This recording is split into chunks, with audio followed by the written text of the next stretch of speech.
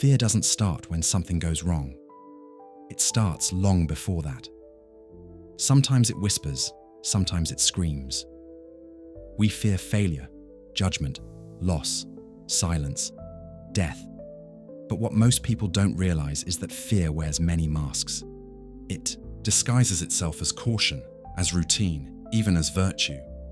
And slowly we become obedient to what we fear the most, the unknown, the uncertain, ourselves.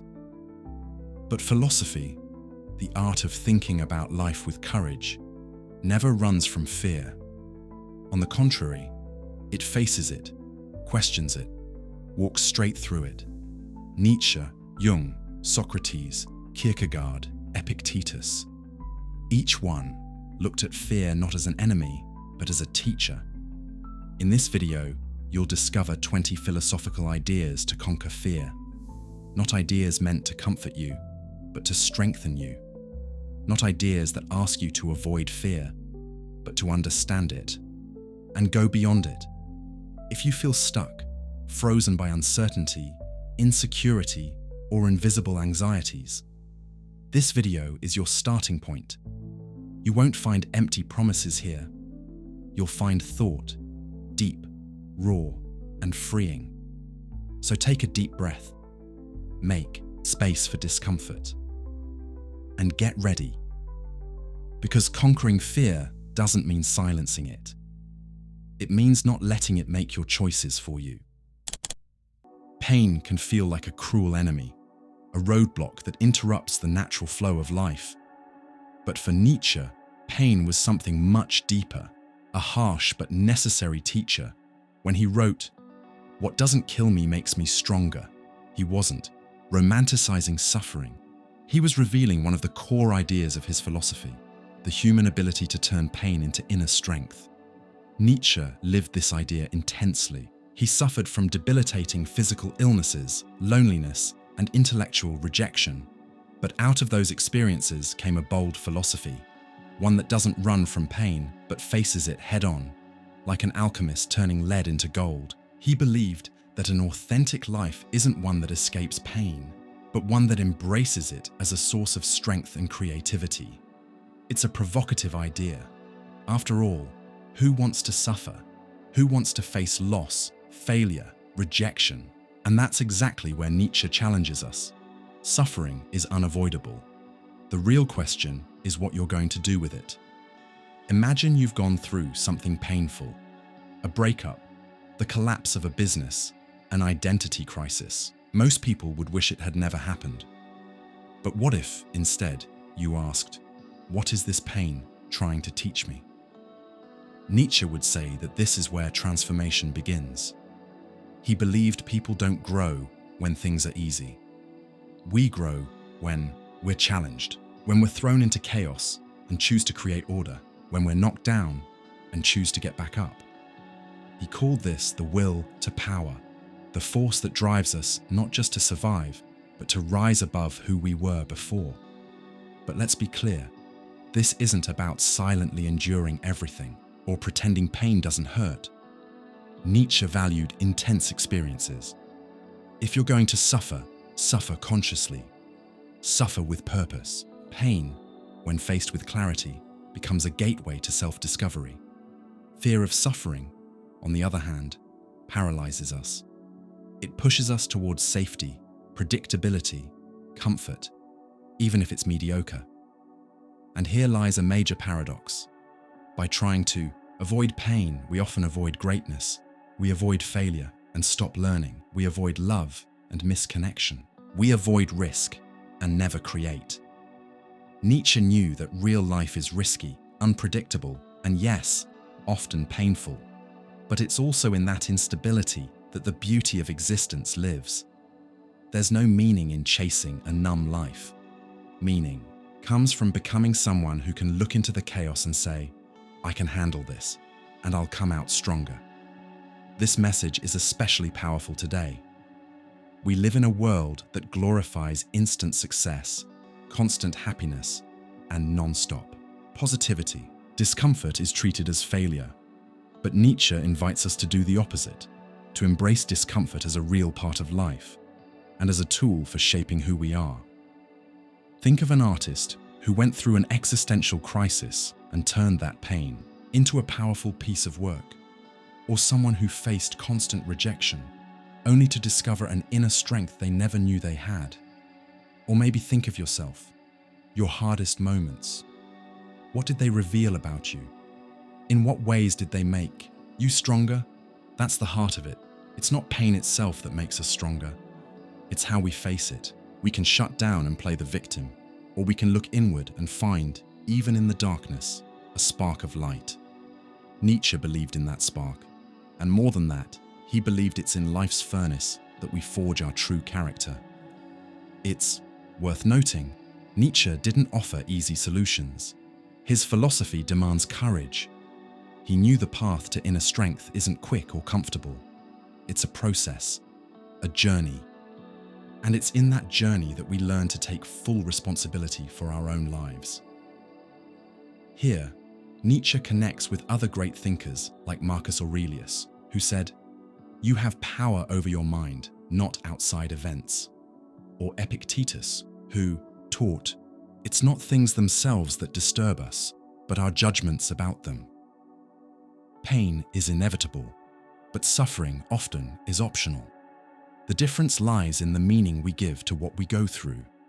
In a way, Nietzsche was calling us to emotional maturity, to stop expecting life to be easy and start treating challenges as the ground where greatness is built. He wasn't saying we should become numb, but rather that we should build a strong sensitivity, a soul that feels, that suffers, and that turns that experience into wisdom, art, courage.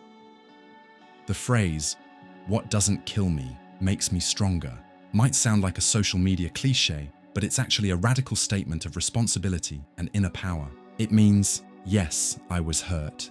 Yes, it hurt. But I'm still here, and I'm more whole than before. It's a declaration that breaks the victim mindset and puts us back in charge of our own story. So the next time you face pain, whether it's big or small, try to see it through Nietzsche's eyes. Ask yourself, what can I learn from this? What part of me is being called to grow? What new strength is trying to emerge? That perspective might not erase the pain, but it will definitely change how you relate to it. And remember, no one becomes strong by running away from life. Strength is born when, even afraid, we choose to keep going. And when we realize that every fall, every scar, every deep silence is part of a journey that makes us more real, more human, more alive. How many times have you felt like you're repeating the same mistakes, attracting the same kind of people, getting into the same conflicts, or sabotaging yourself just when things start to go well? Carl Jung had a powerful explanation for this. He believed the unconscious is behind the wheel, and you don't even realize it. Until you shine a light on what's hidden deep in your mind, those invisible forces will keep shaping your choices. And the worst part? You'll believe it's just fate. But what does that really mean?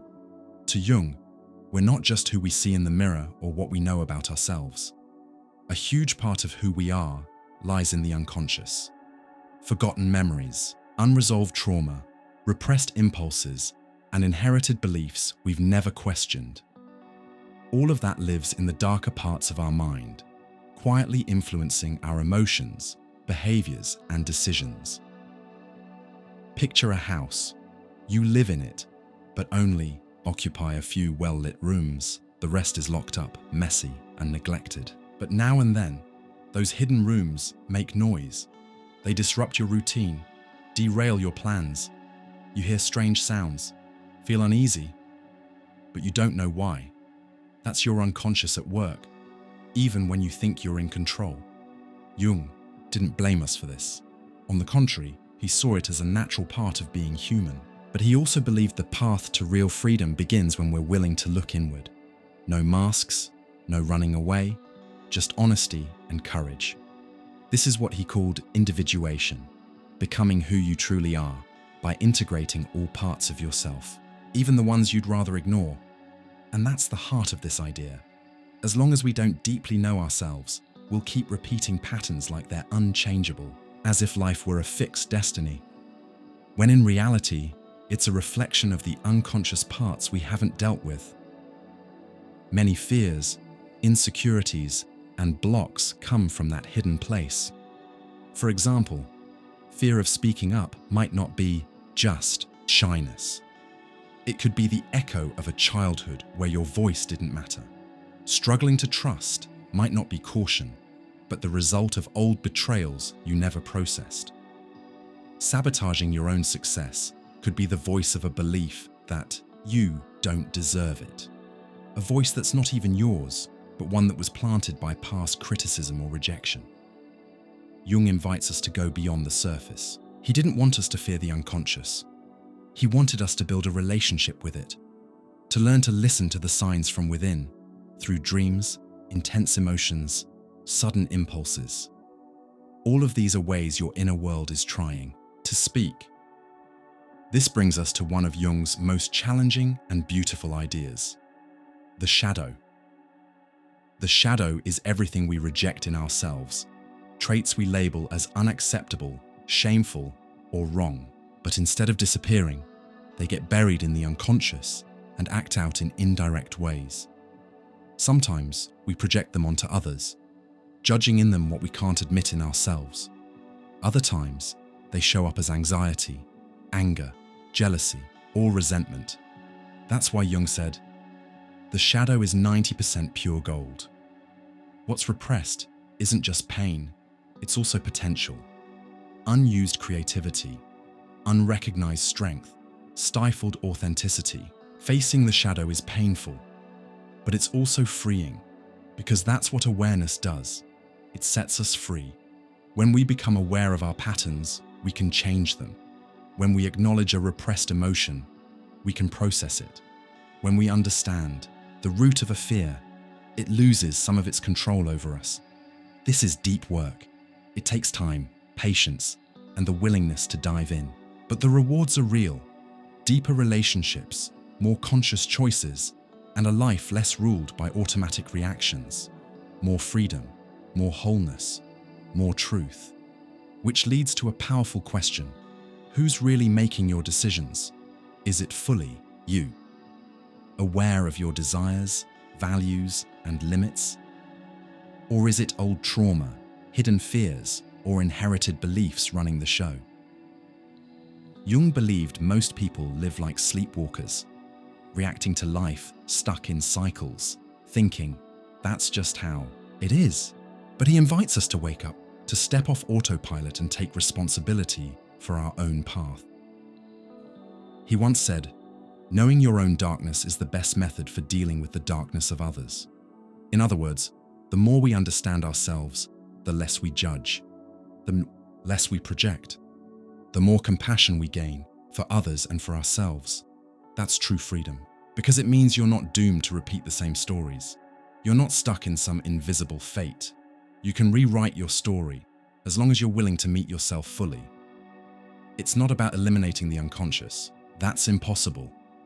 It's about building a bridge to it, recognizing its messages, welcoming its pain, and learning from its wisdom. Real freedom, according to Jung, doesn't come from denying your dark side.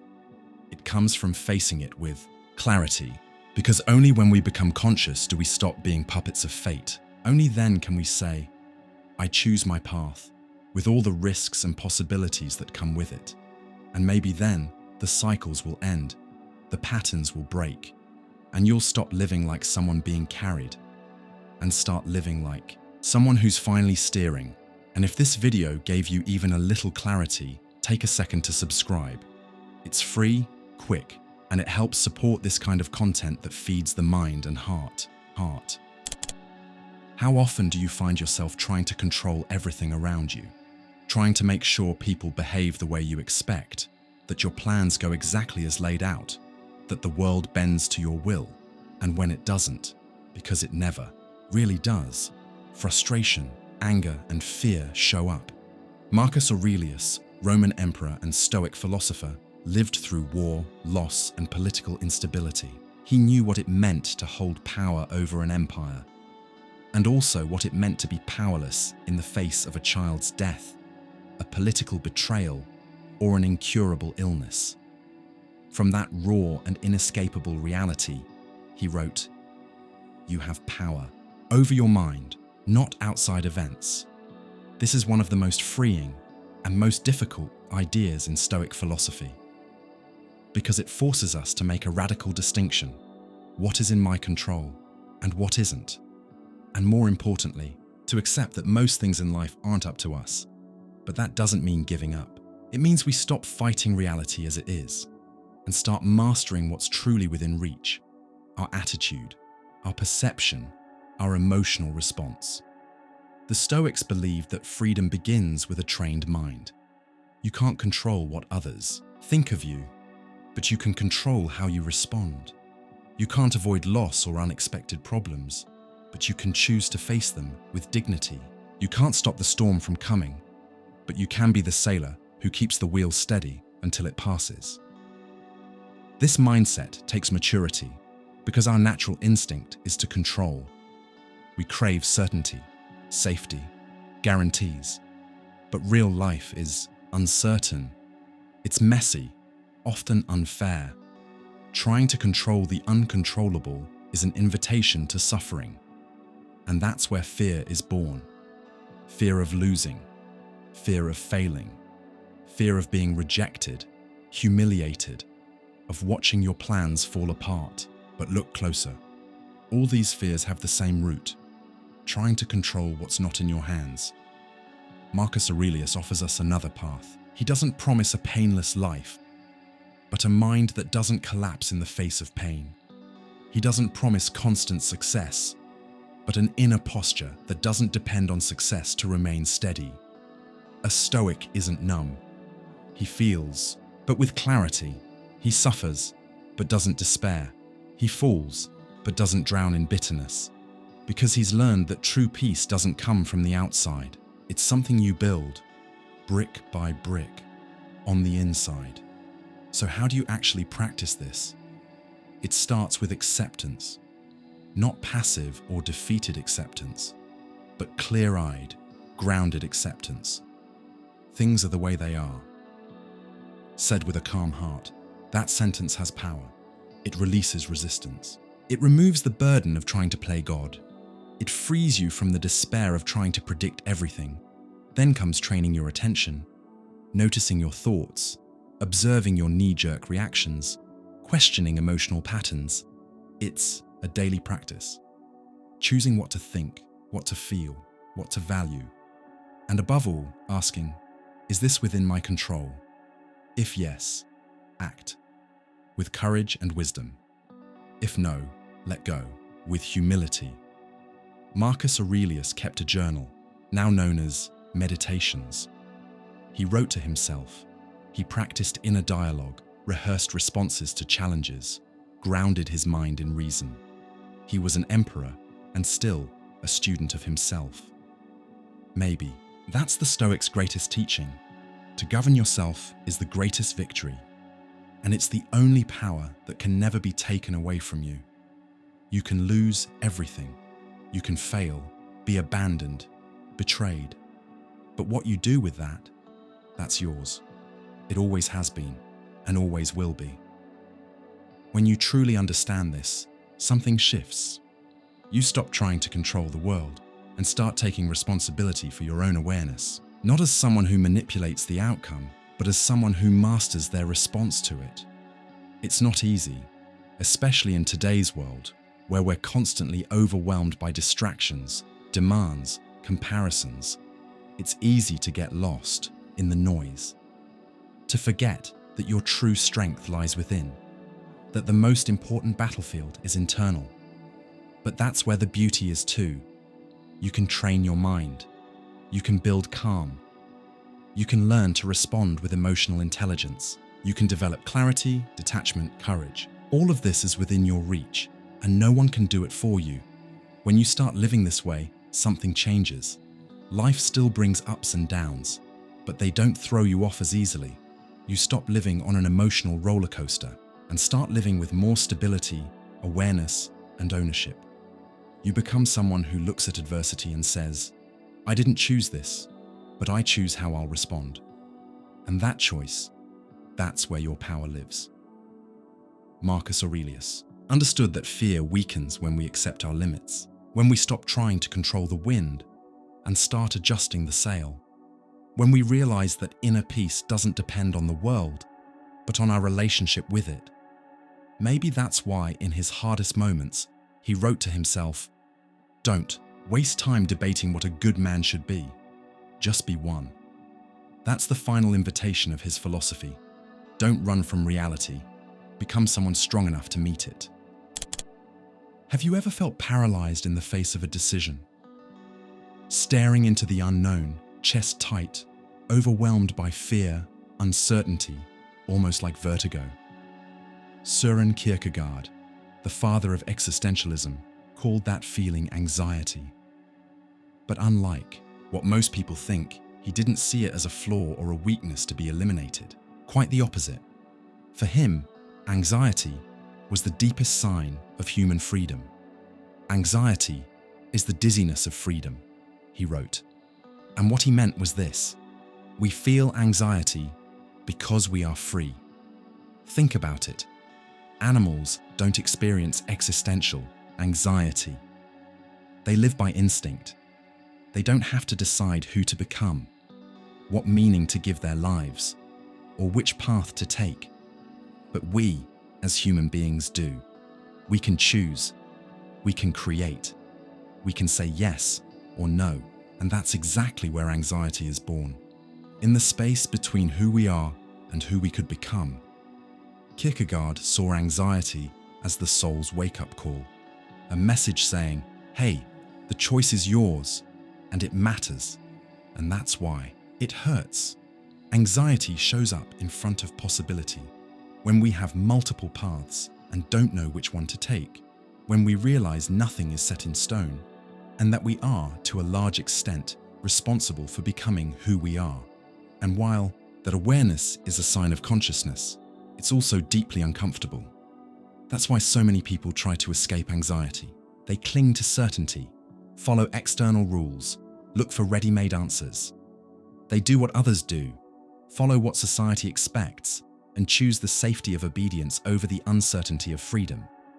But Kierkegaard warns us, running from anxiety is running from yourself. Because deep down, anxiety reminds us that we're alive, standing at the edge of something important. And wherever there's choice, there's responsibility. Not guilt, but responsibility. As in, the ability to respond to life, to say, this is who I am, this is my choice, this is the meaning I give. And here lies one of Kierkegaard's core ideas. Humans don't find meaning ready-made in the world. We create it, and creating meaning requires courage. The courage to sit with anxiety without numbing it, without running from it, without handing off the responsibility to someone else. That message hits hard, especially today when we have endless options but little clarity, when the fear of making the wrong choice paralyzes us and the pressure to get it right keeps us anxious. But Kierkegaard offers a different path, not to get rid of anxiety, but to recognize it as part of becoming who we truly are. He said anxiety is like vertigo, like standing at the edge of a cliff. You look down and feel like you might fall, but you also feel like you might fly. That cliff is the symbol of freedom, of possibility, of what hasn't been done yet, but could be. Anxiety then isn't the end, it's the beginning. It's the doorway to transformation. And once you understand that, something changes. You stop seeing anxiety as the enemy and start seeing it as a guide, a compass, that uncomfortable signal that shows up whenever you're facing a decision that matters. It appears when you're choosing between staying where you are or risking something new, when you know something in your life no longer fits, but you're not sure what to replace it with.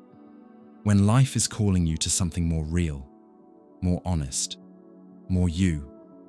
And in those moments, of course, you'll feel fear. Fear of failing, of regretting, of disappointing others. But in this context, fear is just a reflection of the weight of your freedom. And it's not a weakness, it's proof that something meaningful is on the line. Kierkegaard believed that it's in this fertile ground of anxiety that faith is born, but not blind faith, not belief in dogma without thought. He meant an existential faith, the kind that stares directly into the unknown and still chooses to move forward. Faith, for him, was a leap, choosing a path without guarantees, creating meaning in the middle of uncertainty, giving value to life, even in the face of emptiness. It's the most human and most divine that act we're capable of. And that's the turning point. A well-lived life isn't defined by the absence of anxiety. It's defined by how we deal with it. If we numb it, we grow dull. If we deny it, we live on the surface. But if we listen to it, really feel it, we can grow. We can change. We can become real. This view connects deeply with other existential thinkers, like Sartre, who said, "Man is condemned to be free." In other words, there's no escaping freedom, and no escaping the anxiety that comes with it. But there's also no path to authenticity without passing through that fire. And maybe that's the beauty of it all. Anxiety makes us human. It reminds us that living isn't just functioning or going with the flow. To truly live is to be willing to feel, to choose, to fall, to begin again. So next time anxiety knocks at your door, breathe, don't run. Listen to what it's trying to tell you. Maybe it's just reminding you that you're free, and that freedom, while heavy, is also your greatest gift. Because from it comes your power to love, to create, to transform. From it comes your uniqueness. From it comes the ability to, despite all the risks and uncertainty, build a life that is truly yours and not just lived on autopilot. There are parts of ourselves we hide, reject, or silence. Personality traits we're ashamed of. Emotions we're afraid to feel. Impulses we were taught to suppress from a young age.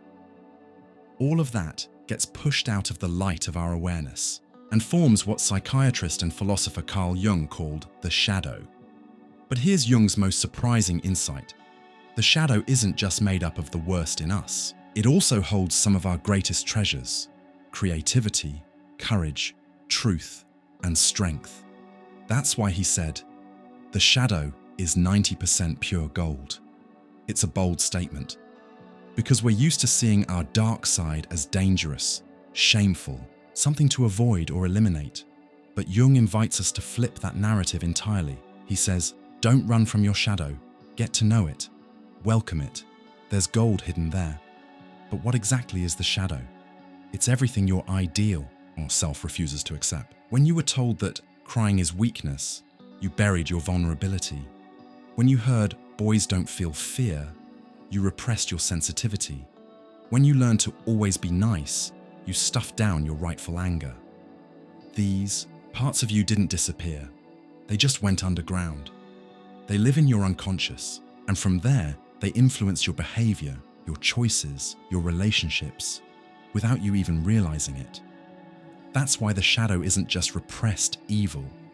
It's everything unwanted. And often, it includes not just your darkness, but your authenticity, your intensity, your full humanity that got denied out of fear, shame, or social pressure. Jung believed that to become truly whole, we must acknowledge and integrate the shadow, because a life built only on what's socially acceptable or what looks good to others is a life lived halfway. Wholeness is only possible when we face all of who we are, and that's not easy. Facing your shadow takes courage. It means being willing to see uncomfortable truths, to admit you feel envy, pride, selfishness, that you have conflicting desires, that you're not always nice, that sometimes you manipulate, judge, reject, that you're human. It also takes humility to realize that what we criticize in others often reflects what we reject in ourselves. When you call someone aggressive, maybe you're denying your own repressed anger. When you judge someone as too emotional, maybe you're avoiding your own unresolved grief. This is one of the shadow's most revealing dynamics. We project it onto others, and that creates distorted relationships, unconscious decisions, and a lingering feeling of being disconnected from ourselves. Like there's always a gap between who we are and what we show, between what we feel and what we allow ourselves to feel. That's why Jung saw the process of individuation, becoming whole, as a return to the shadow, a journey inward, a reunion with what we've exiled. But why did he say the shadow is 90% pure gold? Because when we face it, we awaken buried potential. Many of the things we repressed weren't negative, they were misunderstood. Anger, for example, can hide strength and a sense of justice. Sadness can carry sensitivity and empathy. Pride can contain self-worth and dignity. By integrating these parts, we become more authentic, more alive, more complete. We act with more truth and fewer masks. We live with more freedom and less fear of being who we really are. But this process isn't comfortable. Facing the shadow is like walking into a dark cave. You'll find parts of yourself you'd rather not see, but if you keep going, if you don't turn away, you'll find gold too. It's not about getting lost in the shadow, it's about shining light into it. And that changes everything, because you become less reactive, less controlled by unconscious impulses, less likely to repeat painful patterns. Once you know your shadow, it stops running the show behind the scenes. That's a crucial point. The problem isn't having a shadow. We all do. The problem is being ruled by it without knowing. Jung said, "Until you make the unconscious conscious, it will direct your life, and you will call it fate." When we don't recognize our shadow, we think our problems come from outside, that we have bad luck, that we attract the wrong people, that things just don't work out. But when we start shining light on the shadow, we begin to see that many of those struggles are rooted inside, in unhealed wounds, denied traits, and hidden fears. And that realization gives us power, the power to change, to heal, to choose more consciously, to build a life that's not just functional, but whole, deep, and true. That's Jung's invitation. Stop running from yourself. Turn inward. Be honest. Look at the parts of you you've hidden and discover the gold within them. It won't be quick or easy, but it's a path that leads home to who you are fully. So next time you feel anger, jealousy, fear, or any uncomfortable emotion, don't rush to judge it. Ask yourself, what is this trying to show me? What part of me is being revealed? What hidden value might be inside this pain? And over time, you may discover that your shadow isn't your enemy. It's your teacher. That what you rejected most is exactly what you needed to reclaim. And that by embracing your shadow, you don't become worse. You become whole. I'm whole. Talking about death makes people uncomfortable. It scares us. It brings silence, tension, and often denial. We'd rather ignore it, avoid it, push it out of our minds, as if by not thinking about it, we could somehow escape it. But Seneca, one of the great Stoic philosophers, invites us to do the exact opposite, to face death head-on, to reflect on it, to think about it every day, not as something morbid, but as an exercise in liberation. Because according to him, meditating on death is actually meditating on life. It's an act of courage, clarity, and presence. Why? Because the fear of death is what keeps us chained in so many ways. It's what stops us from taking risks, from loving fully, from saying what matters, from living truthfully. The fear of death hides behind procrastination, perfectionism, attachment, anxiety. But at the root of so many inauthentic lives is the fear of our own mortality. Seneca understood this. He lived in Rome, surrounded by political chaos, betrayal, and persecution. He knew his life could be taken at any moment. And precisely because of that, he chose to live by a philosophy rooted in inner freedom, For him, the only way to live fully is to accept death as part of life. Not as punishment, not as tragedy, but as a certainty. And once you accept it, fear loses its grip, attachment fades, and a calm kind of courage is born. The courage to be fully present here and now. Seneca wrote, "Teach yourself to die, and you'll learn how to live." That line holds a deep truth. Because when we remember death, time gains value. When we realize everything ends, everything becomes more meaningful. Imagine you knew with absolute certainty that today was your last day. What would you do differently? What would you let go of? What would you say to those you love? Which arguments would seem petty? Which fears would lose their power? That kind of awareness doesn't have to feel heavy. In fact, it can be empowering. The Stoics called this memento mori, remember that you will die.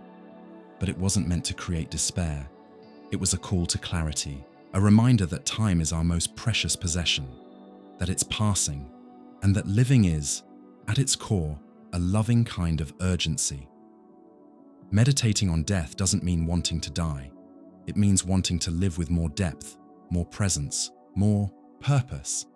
It means realizing we don't control how much time we have, but we do control what we do with it. And that awareness gives us power.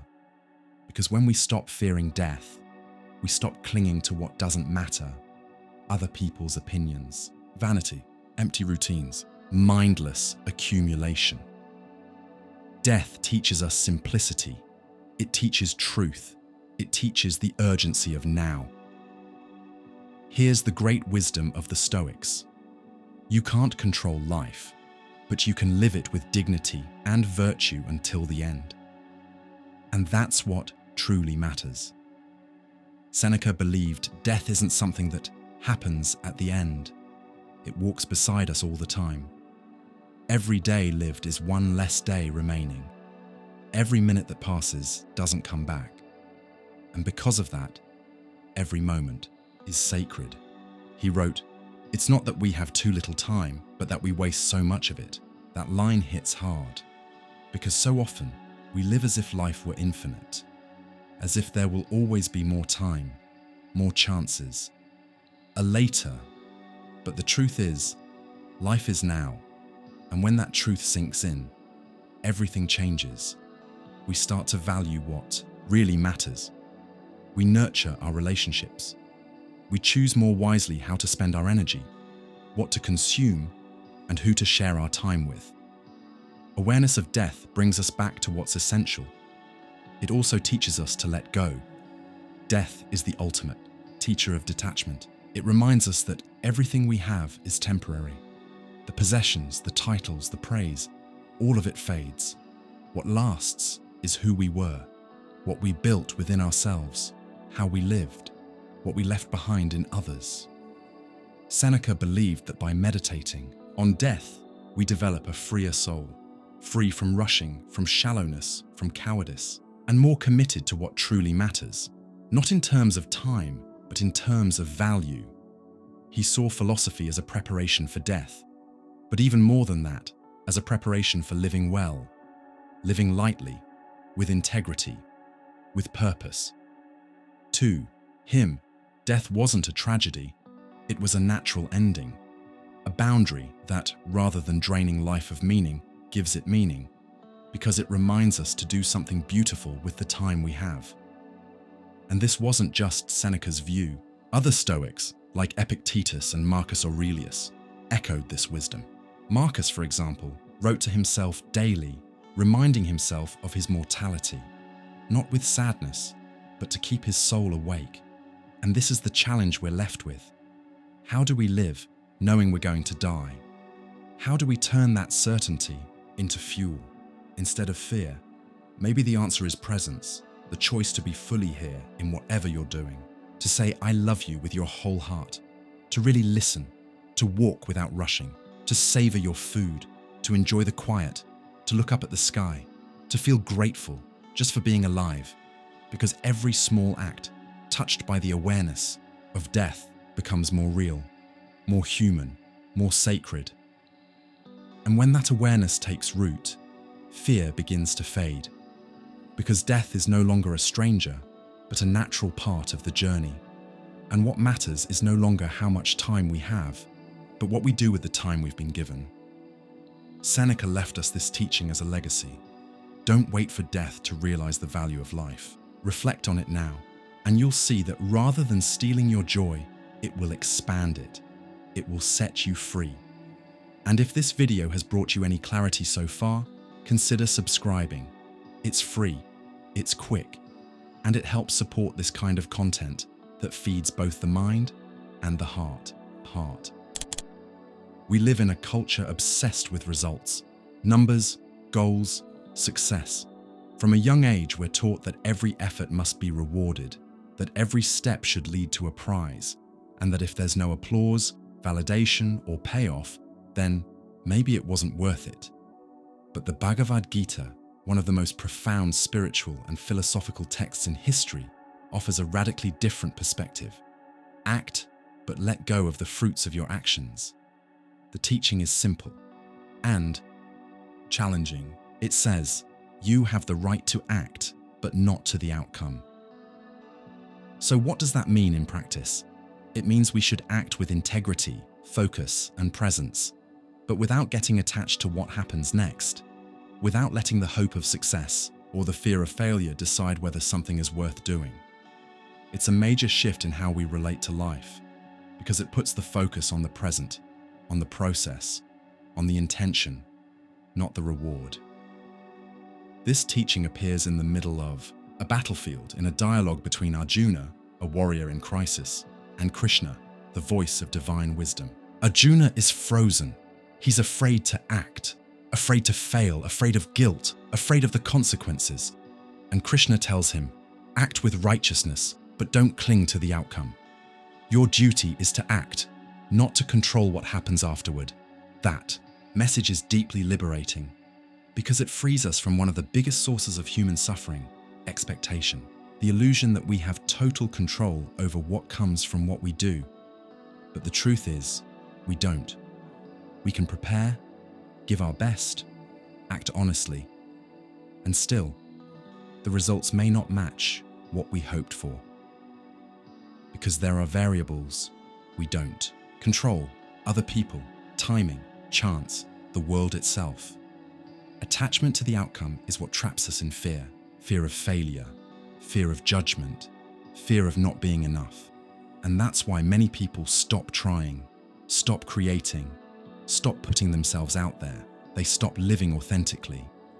But when we truly understand that our value doesn't depend on what happens after, we gain freedom. Freedom to be ourselves, to act with courage, to do what's right, even without guarantees. Letting go of the result doesn't mean acting carelessly. On the contrary, it means acting with even more awareness, because the action itself is enough. It's already sacred. It already has value. When you write something, sing a song, help someone, or make a tough decision, and you do it with heart, with honesty, with intention, that's enough. What happens next is simply part of the learning. It's no longer your main focus. This mindset connects with what the Gita calls karma yoga, the path of conscious, detached action. It's a way of life that combines effort and surrender. That teaches us to do our best and release what we can't control. And this wisdom has never been more relevant. In a world where everything is tracked, rated, and compared, acting without attachment feels almost revolutionary. But it's also healing, liberating, peaceful. Because when we stop measuring our worth by our achievements, we reconnect with the value of simply being, of simply doing good. Because it's the right thing, not because it gets us something. That shift brings calm. It lowers anxiety. It softens our rigidity. And it allows life to feel meaningful again, not just in the wins, but in the journey, in the honest effort, in the showing up. And paradoxically, it's often in that detachment that the best results arise, because we're no longer tense, anxious, or self-centered. We're open, in flow, acting from a place of lightness, not pressure. Stoic philosophy echoes this idea too, when it teaches us to focus only on what's within our control and let go of the rest. As Marcus Aurelius put it, you have power over your mind, not external events. The focus is on virtue, not rewards, and this applies to everything in life. It applies to relationships. When we love not to be loved back, but because we genuinely love. It applies to work. When we give our best, even if recognition doesn't come right away. It applies to our dreams, when we follow them with passion, but don't let success define our identity. The Bhagavad Gita reminds us that life is a field of action, but acting with attachment is acting with fear, and acting with fear is acting from a place of imprisonment. Detachment brings clarity, it brings steadiness, it brings peace.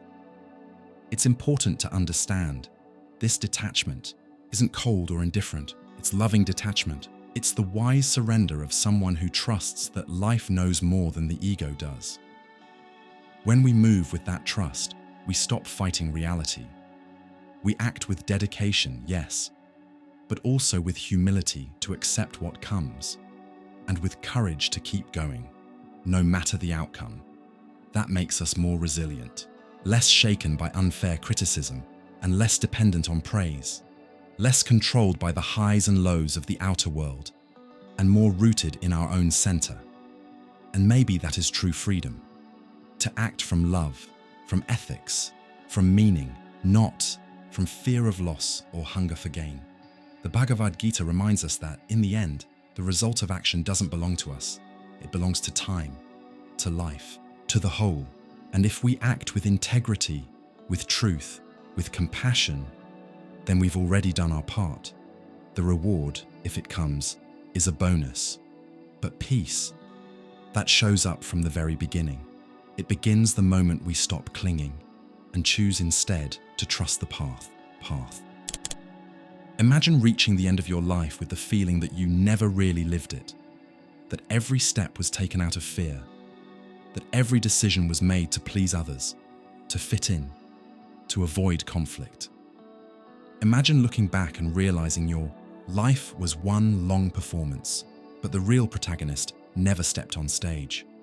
This is the tragedy Carl Jung warned us about, living an unlived life. Jung wasn't talking about not achieving fame or fortune. He was talking about something much more intimate, about not being true to yourself, about denying your deepest desires, silencing your own voice, burying dreams that were once alive inside you. And all of it, almost always, because of fear. Fear of failing, fear of being judged, fear of disappointing others, fear of being rejected. That quiet, constant fear slowly pushes us away from ourselves, and over time, we become experts at surviving, but strangers to actually living.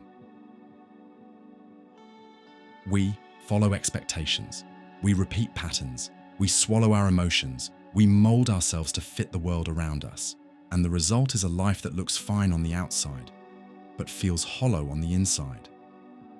Jung saw this as a kind of soul alienation, because the soul longs for wholeness, for truth, for expression, and when the life we live denies who we are, the soul starts to scream through anxiety, depression, numbness, or stagnation.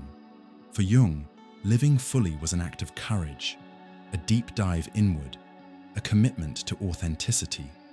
And authenticity doesn't mean perfection. It means alignment between what we feel, what we think, and what we do. It means daring to be whole, even if it challenges expectations, even if it makes others uncomfortable, even if it scares us. Because yes, truly living is scary. It means facing our own shadows, our contradictions, our limitations, and most of all, our unexplored potential. It's easier to stay on the surface, to run on autopilot, to perform roles, but the soul isn't satisfied with that. It wants presence, it wants meaning, it wants truth.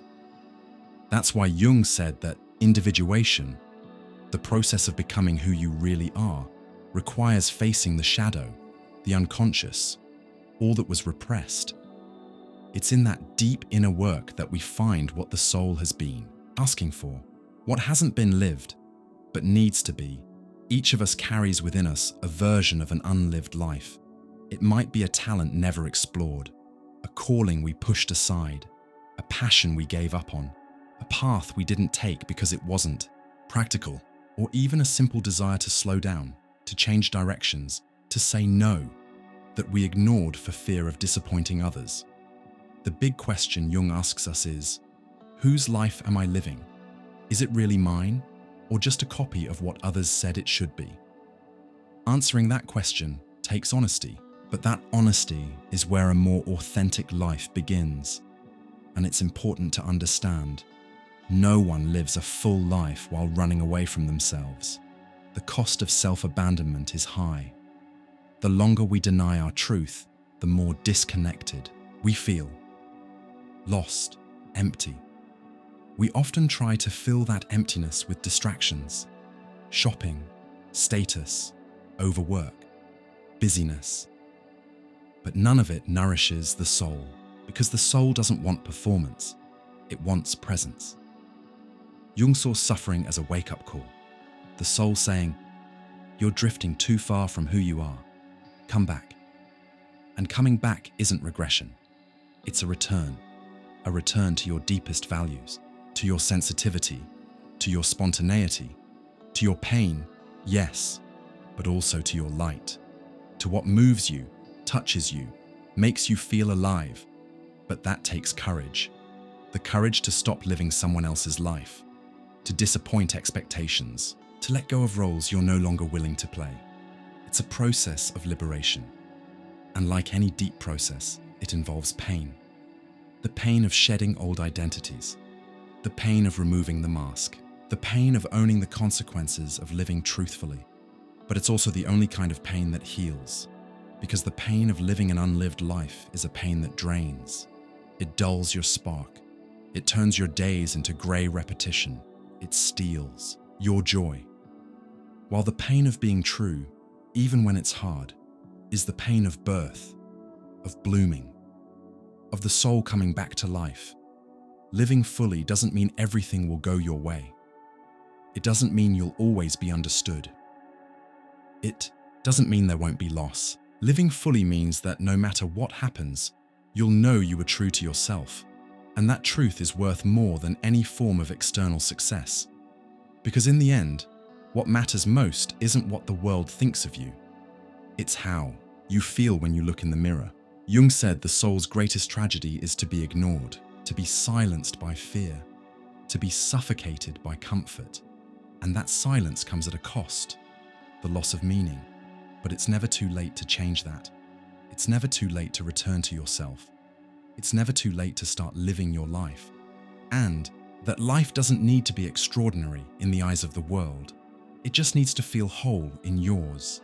Because fulfillment doesn't come from how big your life looks, but from how deeply it's lived. So pause, take a breath, and ask yourself, what part of me has not yet been lived? What inside me is asking for space, for voice, for freedom? The answer might not come right away, but if you listen with an open heart, it will. And when it does, don't hesitate, don't delay, don't bargain with fear.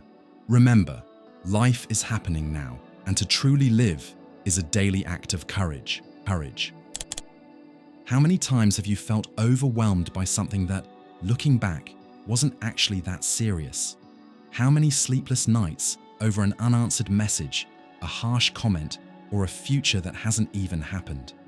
Epictetus, one of the great minds of Stoicism, invites us to take a more honest and liberating look at those reactions.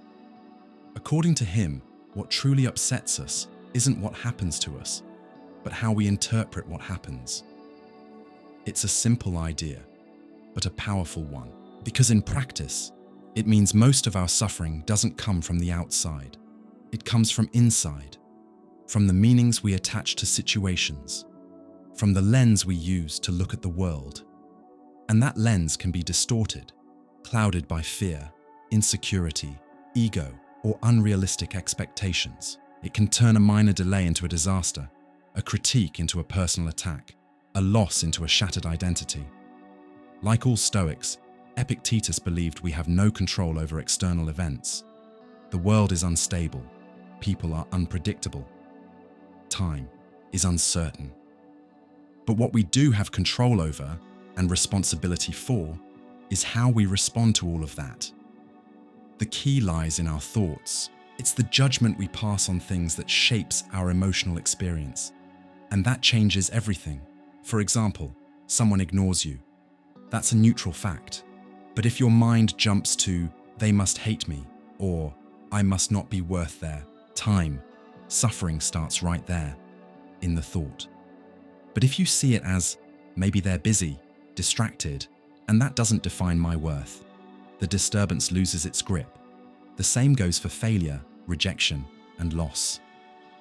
None of those are, by themselves, sources of absolute pain. What really hurts is the story we tell ourselves about them. And when we learn to question that story, to rewrite the thoughts behind it, we take a huge step toward emotional freedom. Epictetus taught that reason, what the Stoics called the logos, is our greatest ally. Not to suppress our emotions, but to organize them, to give them perspective, to stop us from being dragged around by automatic, exaggerated reactions. And this is something we can train. With each challenge, each moment of discomfort, we can pause and ask, what am I thinking about this? Is that thought accurate? Is it fair? Is it based on facts or just fear? This simple practice is what the Stoics called the discipline of judgment, a constant awareness of how we think. Not to become cold, but to become free. And look how relevant this is today.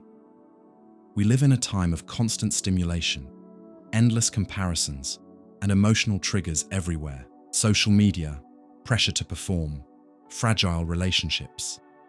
It's easy to get lost in distorted thoughts, impulsive reactions, and anxiety with no real root. But if we learn to pause, breathe, and look at the facts with clarity, we can avoid a lot of unnecessary suffering. We can live with more ease, without being prisoners of our own interpretations.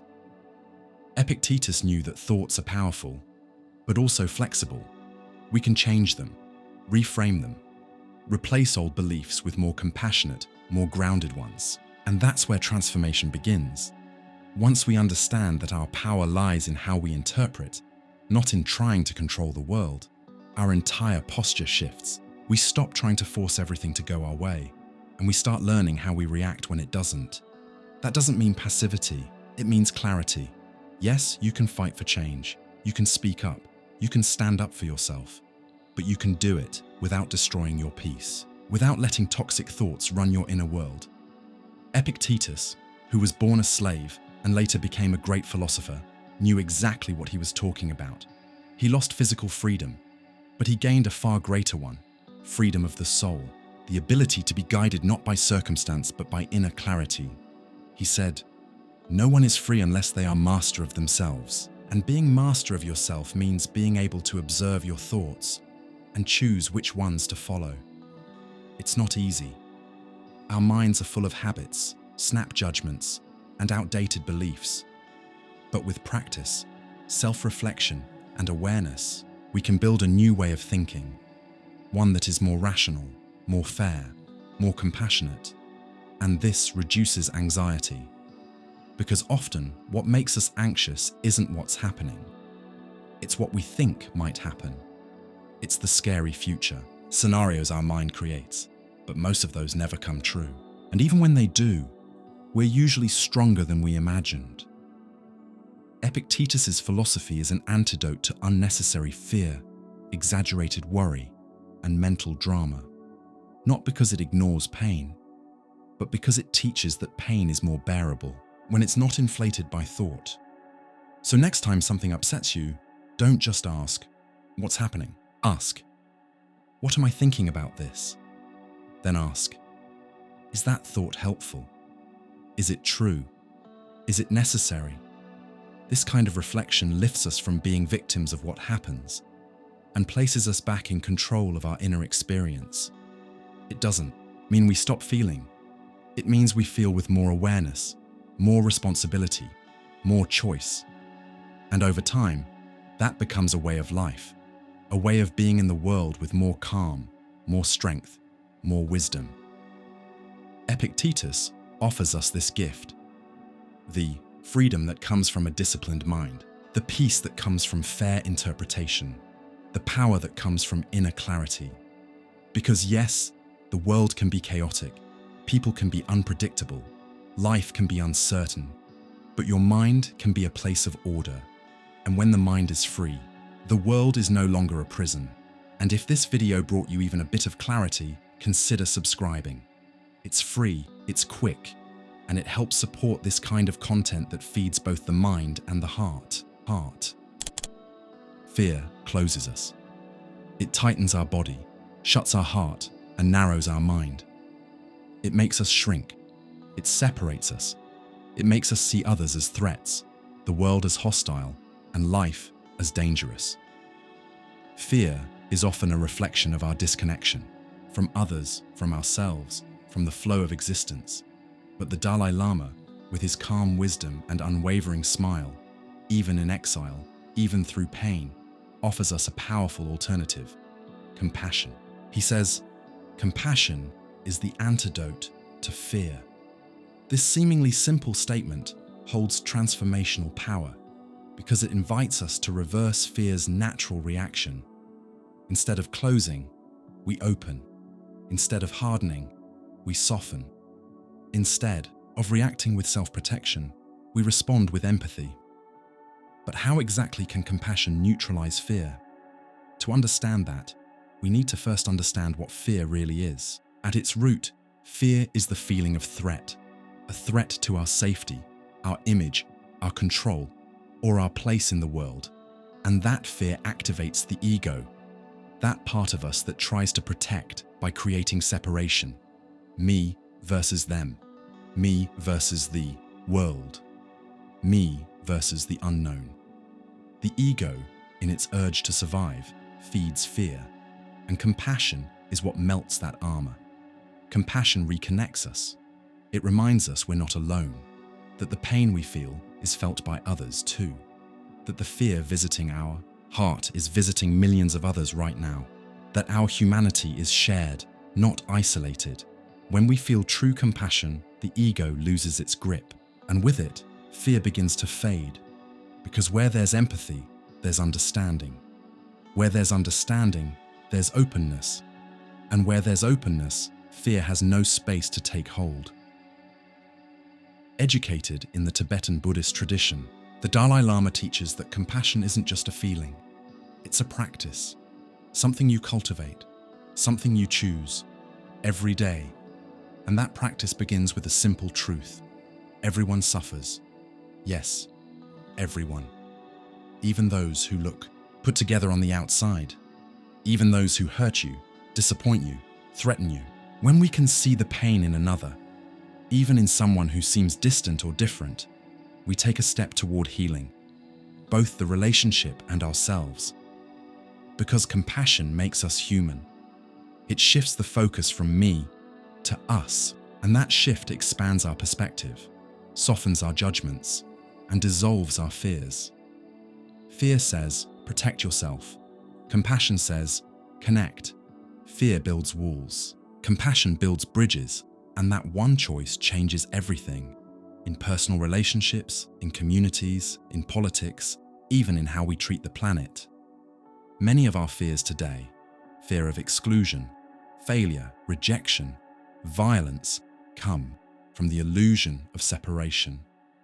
We think we're alone, that we're enemies, that others are a threat to our survival, that we must stay on guard, always. But compassion shatters that illusion.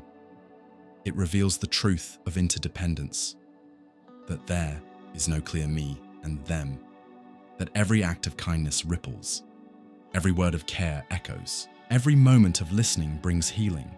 And this isn't just spiritual, it's physical too.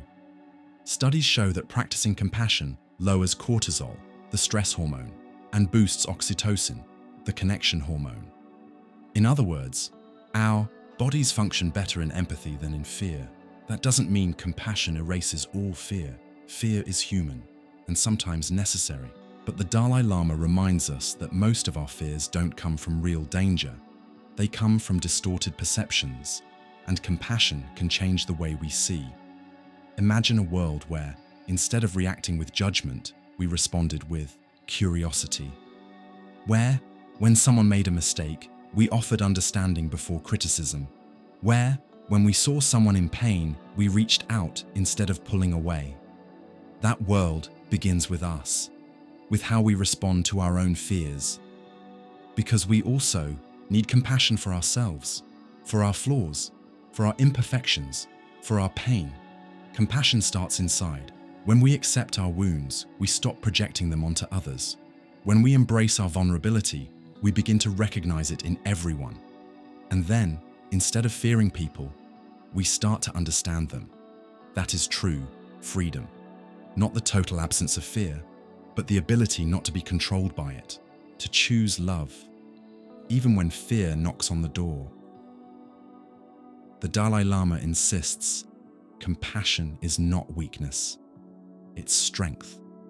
Because only someone strong on the inside can open their heart in the face of pain. Only someone at peace can respond with kindness in the face of hostility. And that strength is exactly what the world needs right now. We live in a time of division, impatience, and fear. Fear of others, fear of the future, fear of loss, fear of failure. But maybe the answer isn't more control, more power, more walls. Maybe the answer is more compassion, in small gestures, in eye contact, in silent listening, in caring without expecting something back, in the willingness to see beneath the surface. Every act of compassion is a seed, a choice made today that can shape a better world tomorrow. Because where there is compassion, there is courage. And where there is courage, fear retreats. The Dalai Lama isn't talking about a lofty, unreachable ideal. He's talking about a daily practice, a habit of the heart, a commitment to the humanity within us and the humanity we see in others. And if there's one true antidote to the fear that paralyzes, hardens, and separates, it is without a doubt compassion, passion. In a world that measures happiness by bank accounts, follower counts, or fame, Socrates' words land like a breath of fresh air. Virtue is enough for happiness. No external trophies, no promises of success, no need for recognition or stability. Just this, virtue. But what did Socrates mean by that? And how can this idea reshape how we live, especially in a world as unstable as ours? To Socrates, true happiness doesn't come from what we have, but from who we become. He believed that a person with a good soul, someone who lives by reason, justice, and wisdom, is by nature already happy. Not because they're free from pain, but because they've found an inner strength no outside hardship can destroy. It's a radical and freeing idea, because it takes happiness out of the hands of luck and puts it back into ours. Happiness stops being a reaction to our circumstances and becomes a result of how we choose to live. Socrates wasn't some out-of-touch academic.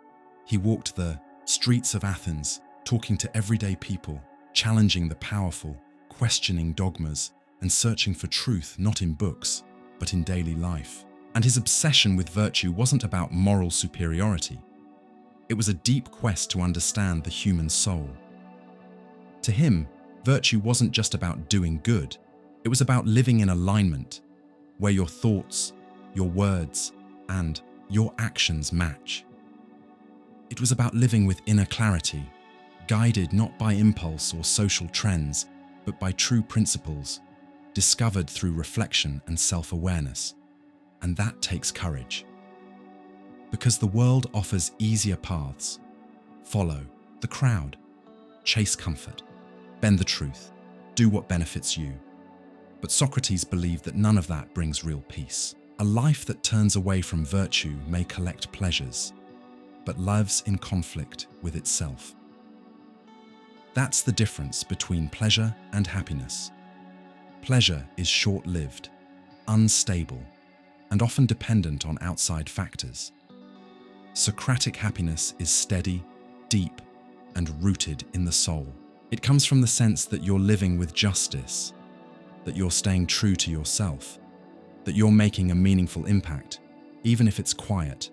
And because that happiness is internal, it isn't shaken by external chaos. Socrates said that even in the face of poverty, injustice, criticism, or death, someone who lives with virtue stays calm, because their peace isn't out there, it's within their own clear conscience.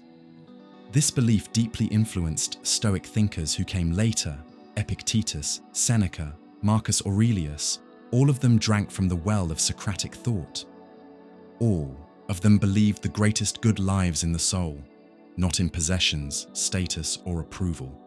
But this view also challenges us, because it demands responsibility. If happiness doesn't depend on life's circumstances, but on virtue, then we have no one left to blame. We can't point fingers at the world. We have to look inward. We have to ask the question Socrates believed was most essential. How should I live? This is where virtue becomes a practice. Being virtuous isn't abstract. It's something you do every day. It's choosing honesty when no one is watching. It's telling the truth with compassion.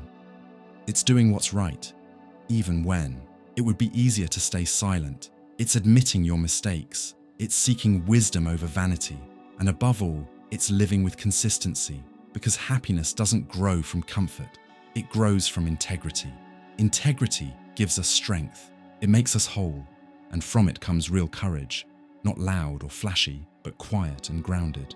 The kind of courage that stays centered, even when the world feels out of control.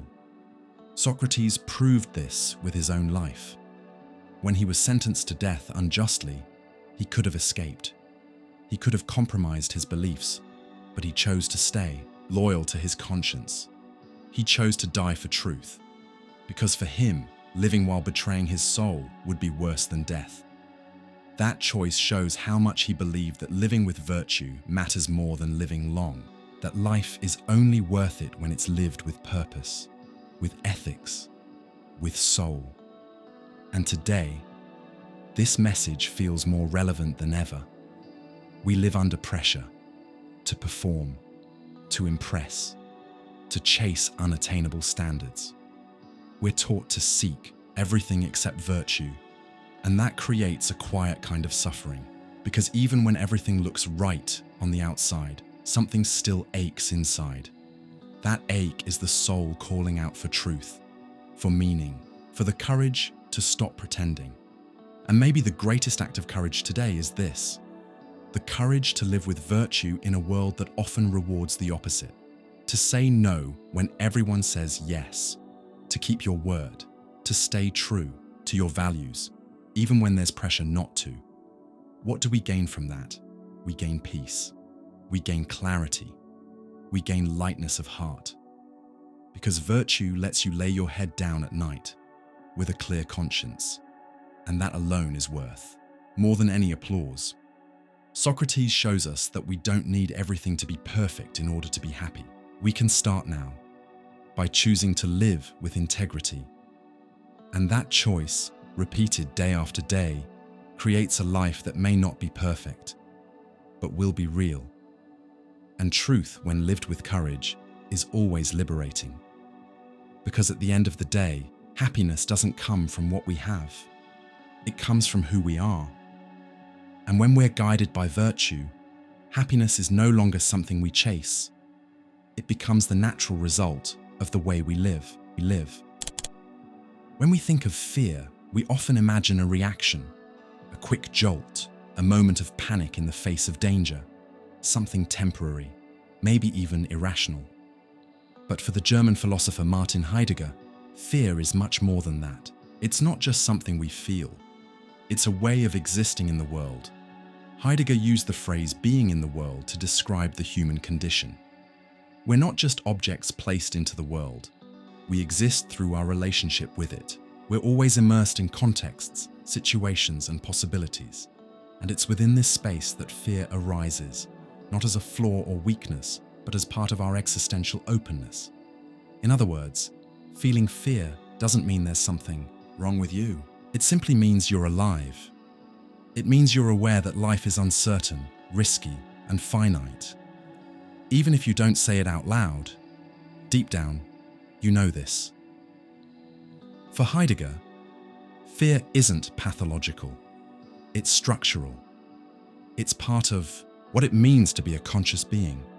We are the only species that knows it will die, that understands it can fail, that senses life can change at any moment. And this awareness naturally opens the door to fear. But here's the key point. Fear doesn't need to be conquered. It needs to be understood.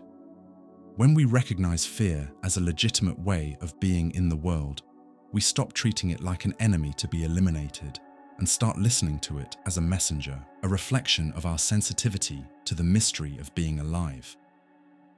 Heidegger made a distinction between fear and anxiety. Fear has an object, a name, a shape, a target. You fear losing your job, getting sick, being rejected. Anxiety is more vague. It doesn't have a specific focus. It's the deep, unsettling sense that we are exposed, that existence offers no guarantees. But both fear and anxiety reveal something essential. We are beings of possibility. We are thrown into the world without a map or manual. And it's up to us to create meaning, choose a path, and face life's instability. And in that reality, fear is not a blockage. It's often the beginning of authentic existence.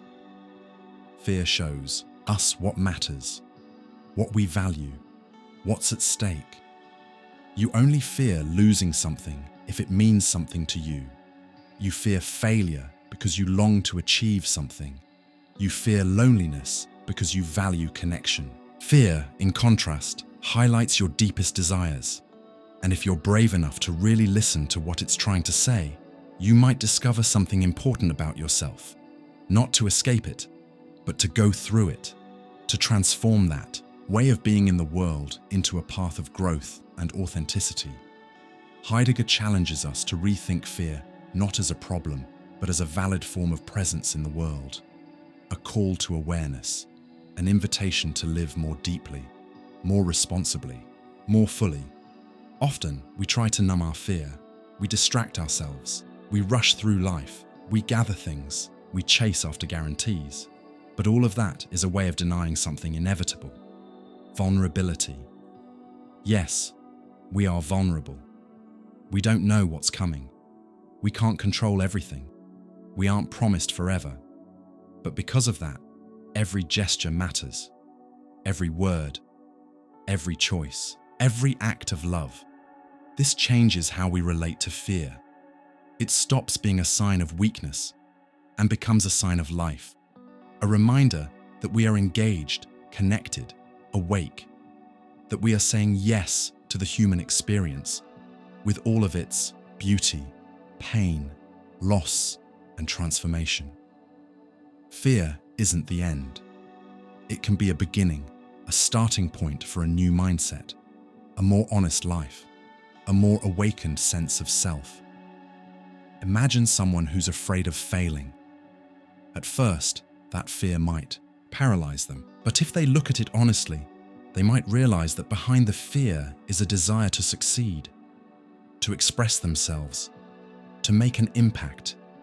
And if they have the courage to move through the fear, they might discover their strength, not despite the fear, but because of it. Heidegger spoke of authenticity as a way of living in which we accept our finiteness and still choose to live truthfully, to stop hiding behind roles, routines, and distractions, to live with courage, not because we don't feel fear, but because we recognize that life is worth more than fear. That choice isn't made once, it's made every day. It's an ongoing practice of listening, showing up, and deciding again and again. And it's not about being heroic, it's about being human. To remember that fear can make us more sensitive, more attentive, more present, and that, when welcomed with maturity, it can teach us to live with more care. Heidegger offers us a reconciliation with fear. He says, you feel fear because you're in the world, because you are open, because you are involved in life. And that is a gift, not a curse. So the next time fear shows up, and it will show up, don't run, don't judge it. Ask yourself, what is this fear trying to show me? What part of my life is asking for attention?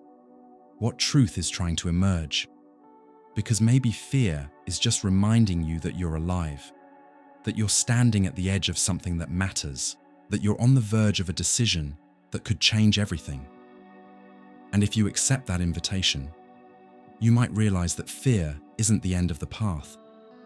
It's often the doorway into a more authentic life. And if this video has brought you any clarity so far, consider subscribing. It's quick, it's free, and it helps support this kind of content that feeds both the mind and the heart. Diving into yourself, it sounds poetic, even beautiful. But when you really look at what it means, with honesty, you realize just how much courage it takes. Carl Jung, psychiatrist and deep thinker of the human soul, warned us, the encounter with the unconscious is a dangerous adventure. Why? Because the unconscious isn't just a storage room of forgotten memories. It's a vast, mysterious, living landscape, a place where parts of ourselves live, parts we don't know, or maybe don't want to know. Jung was one of the first to say that the human mind isn't fully conscious. Within us, there are forces, images, traumas, desires, and patterns that influence us without us even realizing. And more than that, these forces aren't neutral. They carry energy, they have power, and many times, they silently govern our behavior. So when Jung says this encounter is dangerous, he's not being dramatic, he's being honest. Because diving into the unconscious means stepping off the surface, the part of life we think we can control, and going down into our own internal depths, where the ego is no longer the sovereign ruler. That's where we come face to face with the shadow, everything we've repressed, denied, or excluded from ourselves. Our anger, jealousy, suppressed sexuality, childhood wounds, wounded pride, unresolved pain, but also, and maybe more surprisingly, forgotten strengths, unexplored talents, and bright creative parts of us that were left behind out of fear or conformity. So the unconscious is dual, dark and light, dangerous and creative. A mirror that shows us not just what we don't want to see, but also what we could still become. Why is this encounter so important? Because we can't truly transform without facing these inner depths, without understanding the layers of our own soul, without discovering what drives us, what wounds us, and what keeps us stuck.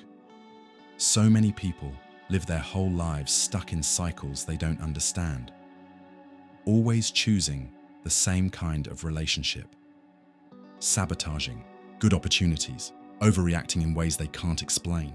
And when you look closely, these patterns have deep unconscious roots. It's like we're dancing to a song we don't consciously hear, but it still controls our every step. Jung believed consciousness is the beginning of freedom, and only by shining a light on these unconscious forces can we truly become our own selves. But, and this is important, the process isn't comfortable, because to meet the unconscious is in many ways to meet the truth. And truth, when it shows up, isn't always gentle. Sometimes it shatters illusions, breaks masks, reveals that the path we've been walking isn't really ours, that the image we built of ourselves is fragile, that the story we use to justify our choices doesn't hold up. This is where the danger comes in. The danger of losing your ground, of not knowing who you are anymore, because facing the unconscious shakes the ego, the rational, controlling part of us that believes it's in charge.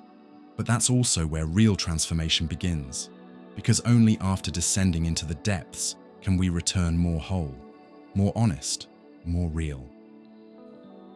Jung called this process individuation. the path through which we become who we truly are. And that path always leads through the unconscious, through dreams, symbols, emotional waves, unexplained impulses. Through the signs the soul sends us, asking to be seen, understood, integrated. It's like walking into a dark forest without a map. At first it's scary, disorienting, lonely. But if we keep going, we discover there's meaning in there, there's wisdom, there's gold buried in the mud. And this isn't just about therapy or psychology. It's an existential journey, a commitment to your own truth, a refusal to live only on the surface. Because when you only live on the surface, you're constantly at the mercy of outside influences, always reacting, always adapting, always losing yourself. But when you go inward, when you're willing to face your own inner wilderness, you find a solid center, a deeper identity, a stronger core, and from there comes freedom. The freedom to choose with awareness, to stop repeating what you inherited, to stop blaming others for your pain, to live with more responsibility and more love. Jung once said, "Who looks outside dreams, who looks inside awakens." But awakening comes with a cost. It costs you your illusions, your certainties, your comfort. But what you gain is far greater. You gain presence, truth, inner power, and maybe most of all, compassion. Because once you've faced your own shadow, you stop projecting it onto others. Once you've seen your own fears, you stop judging those of others. Once you understand your contradictions, you begin to look at the world with more humanity. That's the beauty of the dangerous adventure. It doesn't end with you. It changes everything around you too. So yes, the encounter with the unconscious is dangerous. It can be confusing, challenging, even painful. But it's also a calling toward wholeness, an invitation to a fuller life, a step toward deep inner freedom. And when you say yes to that call, you stop living as just a reflection of the world and begin to live as an expression of your deepest truth. Have you ever lost sleep over something that hadn't even happened yet? Felt your heart race over a what if? Lived entire days gripped by anxiety about a future that hadn't arrived? If the answer is yes, and for most of us it is, then you know firsthand what the Stoic philosopher Seneca meant when he said, "Worrying in advance is suffering twice." Seneca wasn't denying the reality of pain. He knew, with the wisdom of someone who had faced life's harshness, that suffering is part of being human, that loss happens, difficulties arise, and no one is immune to the unexpected. But he was warning us about something even crueler, the pain we create with our imagination, the kind that doesn't come from what's happening, but from what might happen, the pain of thoughts that constantly push us into an uncertain future, filled with fears, assumptions, and mental catastrophes. It's as if the mind can't rest in the present. It runs ahead, fabricates scenarios, and starts reacting to them as if they were real. But they're not. They're hypotheticals, assumptions, shadows, and yet they steal our sleep. They steal our appetite. They steal our peace. That's Seneca's point. When the future finally comes, you've already suffered, even before anything actually happened. And if it never comes, you suffered for nothing. In other words, worrying in advance is often a waste of life. The Stoics had a word for this, prolepseis, which means the mental anticipations we make.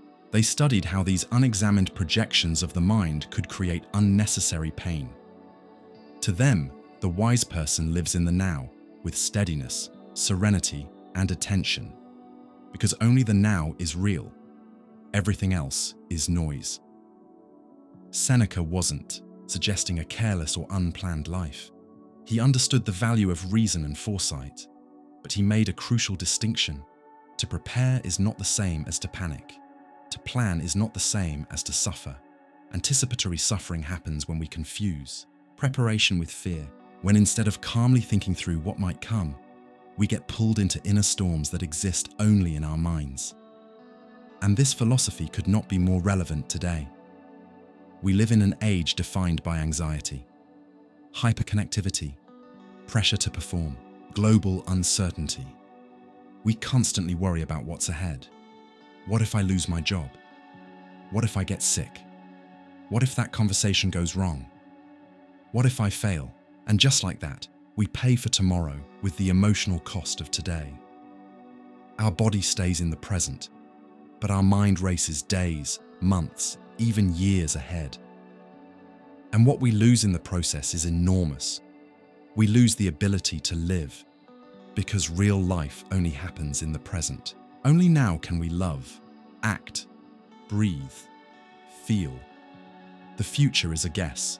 The past is a memory. Now is the only certainty. The Stoics, like Seneca, trained their minds to stay anchored in the present. They practiced what we now call mindfulness, not as a modern trend, but as a philosophical virtue. They knew that a trained mind is a free mind, and a free mind is not a prisoner of things that haven't even happened. Seneca advised, "It is foolish to suffer before the time. What should we fear except what is already hurting us?" That question is powerful because it forces us to examine our anxieties. How many of them are real, and how many are just the habit of overthinking? That doesn't mean we'll stop feeling fear. Fear is human. It's instinctive. It can be useful.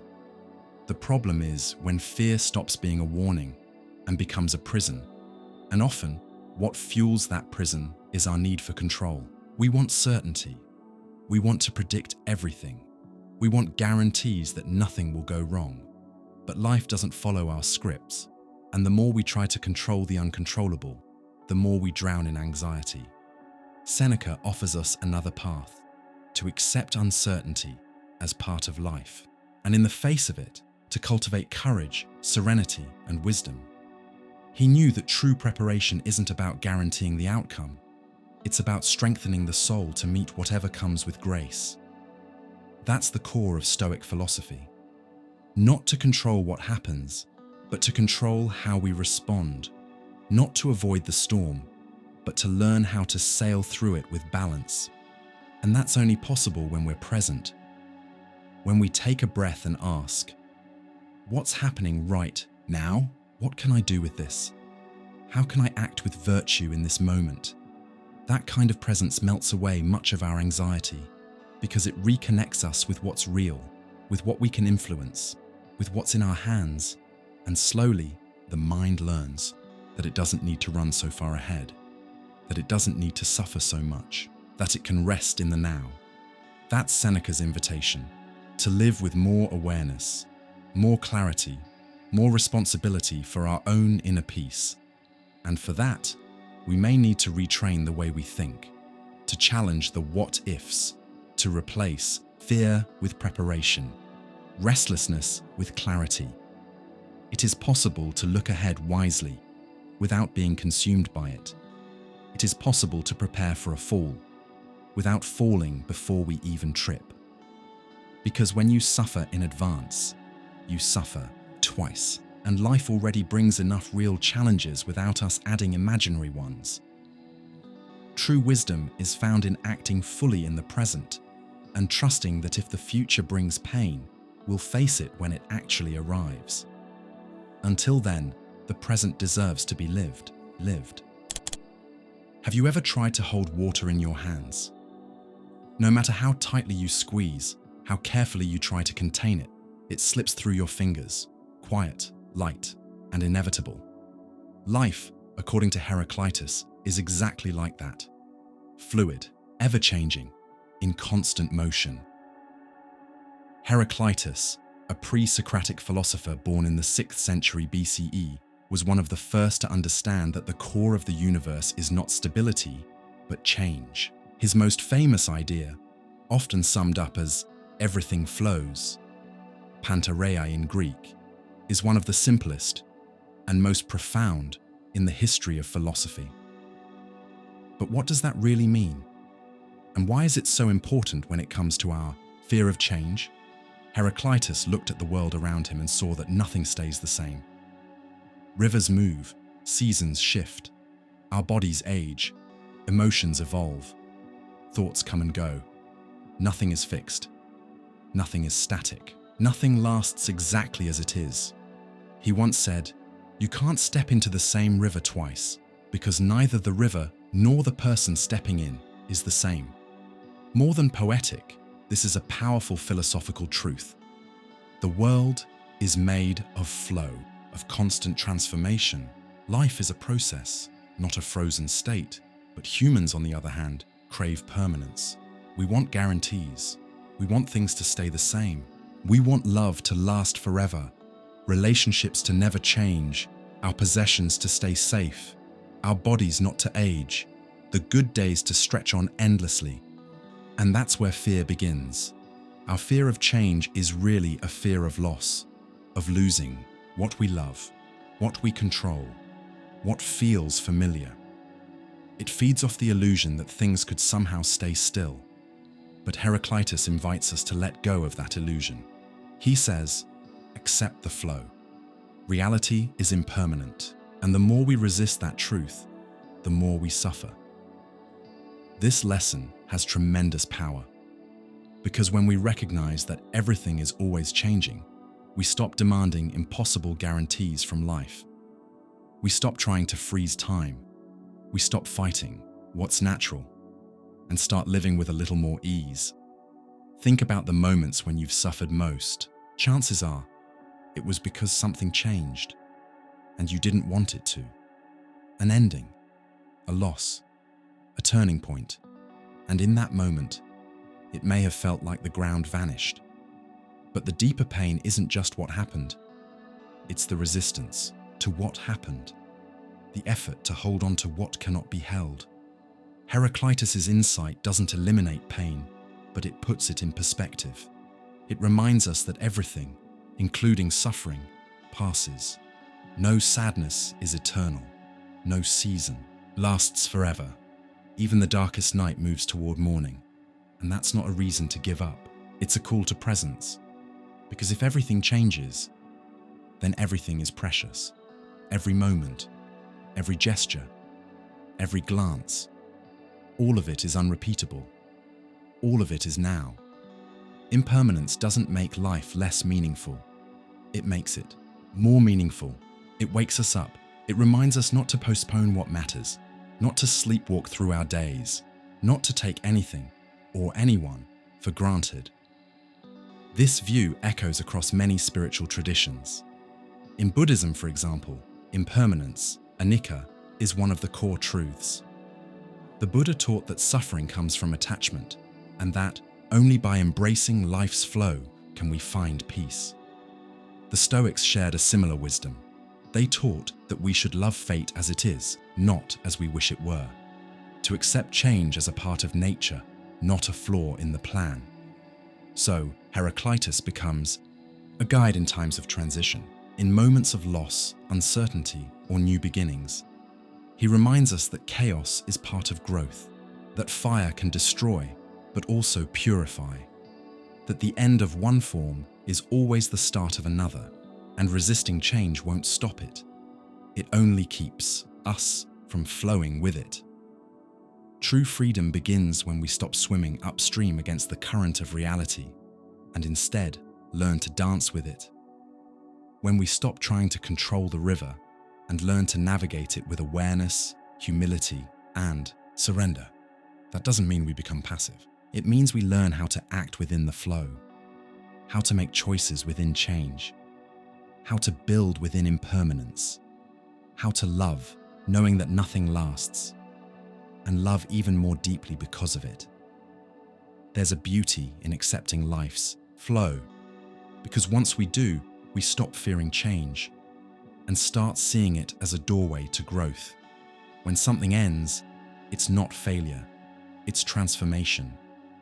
When one chapter closes, it's not the end of the story, it's the beginning of another. When something we loved slips away, we haven't lost everything. We've gained depth, perspective, resilience. Everything flows. And if everything flows, so can we. We can reinvent ourselves. We can adapt without breaking. We can shed old layers, old plans, old versions of ourselves, without losing what's essential, because who we truly are isn't found in form. It's found in presence, in the awareness we bring to the journey, in the integrity we carry through change, in the courage to open ourselves to the unknown. So the next time change knocks on your door, take a deep breath, and instead of resisting, ask, what is this trying to teach me? What part of me is being called to grow? Heraclitus gives us a compass for uncertain times. He doesn't offer stability, but something deeper, wisdom to live with peace inside instability. Because in the end, the river of life never stops moving, and the more we learn to flow with it, the more alive we become. Few phrases are as uncomfortable, and at the same time as freeing as this one. Spoken by Epictetus, one of the great masters of Stoic philosophy, it wasn't meant to scare us or make us cold. On the contrary, it's an invitation to emotional maturity, to a clear, honest view of life's impermanence. At first, it may sound harsh. What do you mean? Everything I love will disappear. Isn't that cruel? Isn't that just too sad? But Epictetus wasn't promoting pessimism.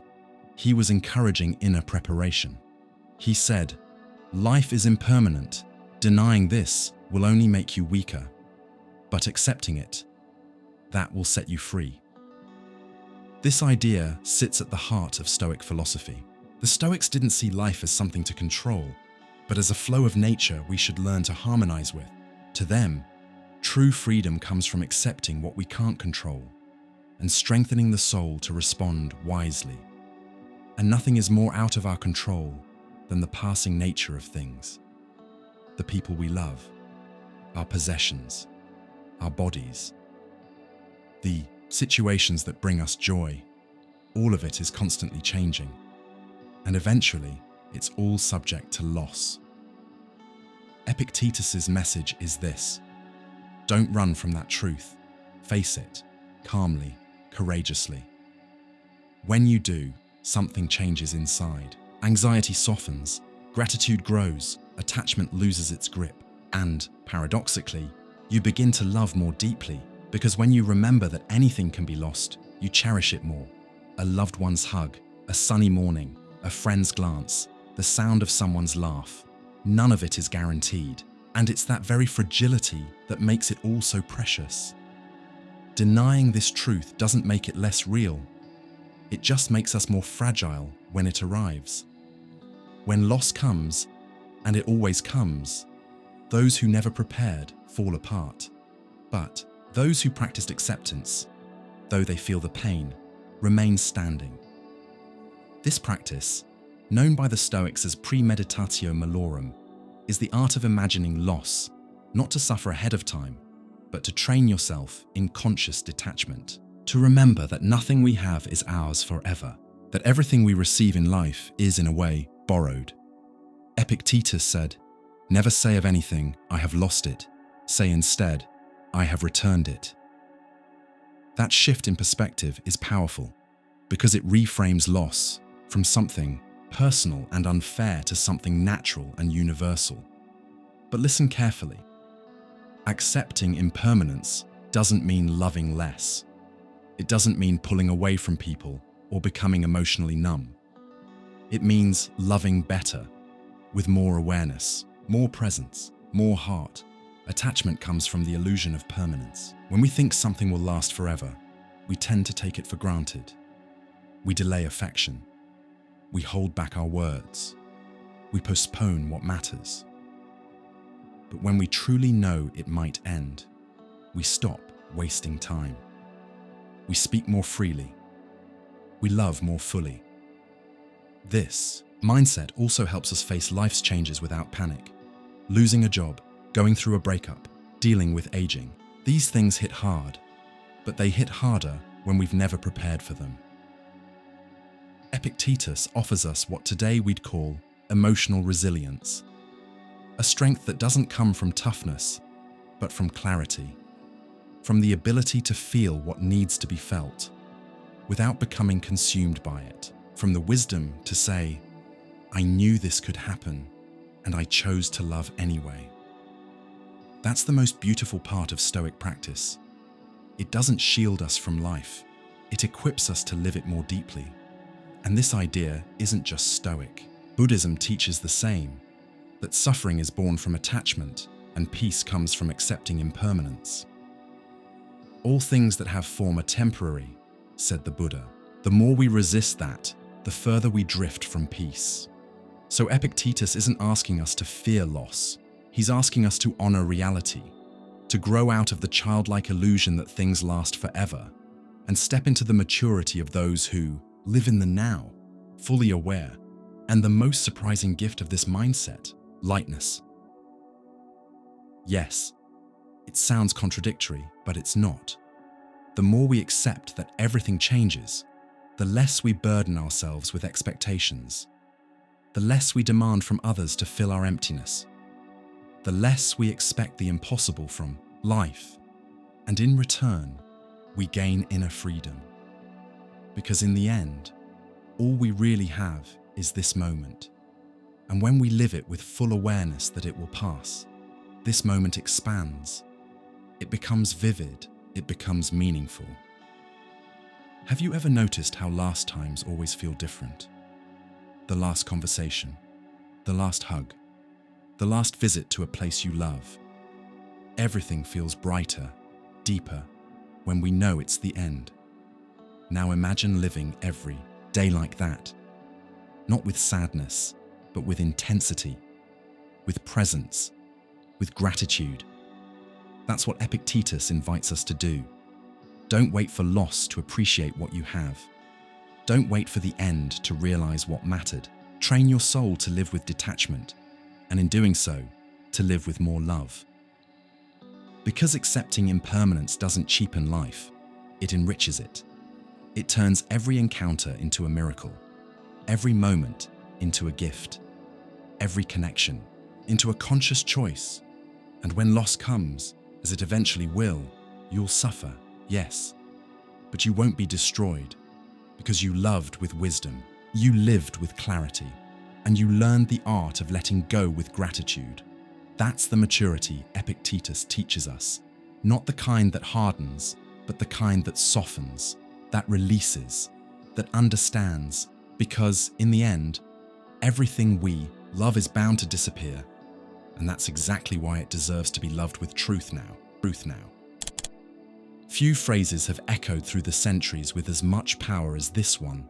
Spoken by Jesus of Nazareth and recorded in the Gospel of John, it resonates not only spiritually, but also philosophically and existentially. The truth will set you free is, above all, a call to awakening. But awakening from what? From illusions, from self-deception, from the lies we tell ourselves, the ones that quietly keep us in chains, not on the outside, but on the inside. In a philosophical reading, this phrase points not to a miracle from the outside, but to an inner movement, the movement toward truth. And here's the first uncomfortable truth. Fear is often fueled by denial. We fear what might happen, yes, but more deeply, we fear seeing what's already happening inside us. Fear feeds on what we avoid, our hidden desires, our contradictions, our unresolved wounds. That's why truth scares us, because it reveals, it unmasks, it shines a light on what we've kept in the dark, and we're not always ready to face what's there. But as Carl Jung once said, what you deny controls you. What you accept transforms you. Truth transforms, but first it confronts. In philosophical terms, truth is a process. It's not just about facts, it's a commitment to reality, as it is, not as we wish it were. That's why seeking truth takes courage. Courage to look within and recognize where we're living a life that's not truly ours, where we're staying in relationships out of convenience, where we're pretending to be someone we're not, where we're feeding ourselves stories that don't hold up, and maybe hardest of all, courage to let go of those stories, even when they bring us temporary comfort. Because that's how self-deception works. It builds a bubble of false safety, but it's fragile. It keeps us small.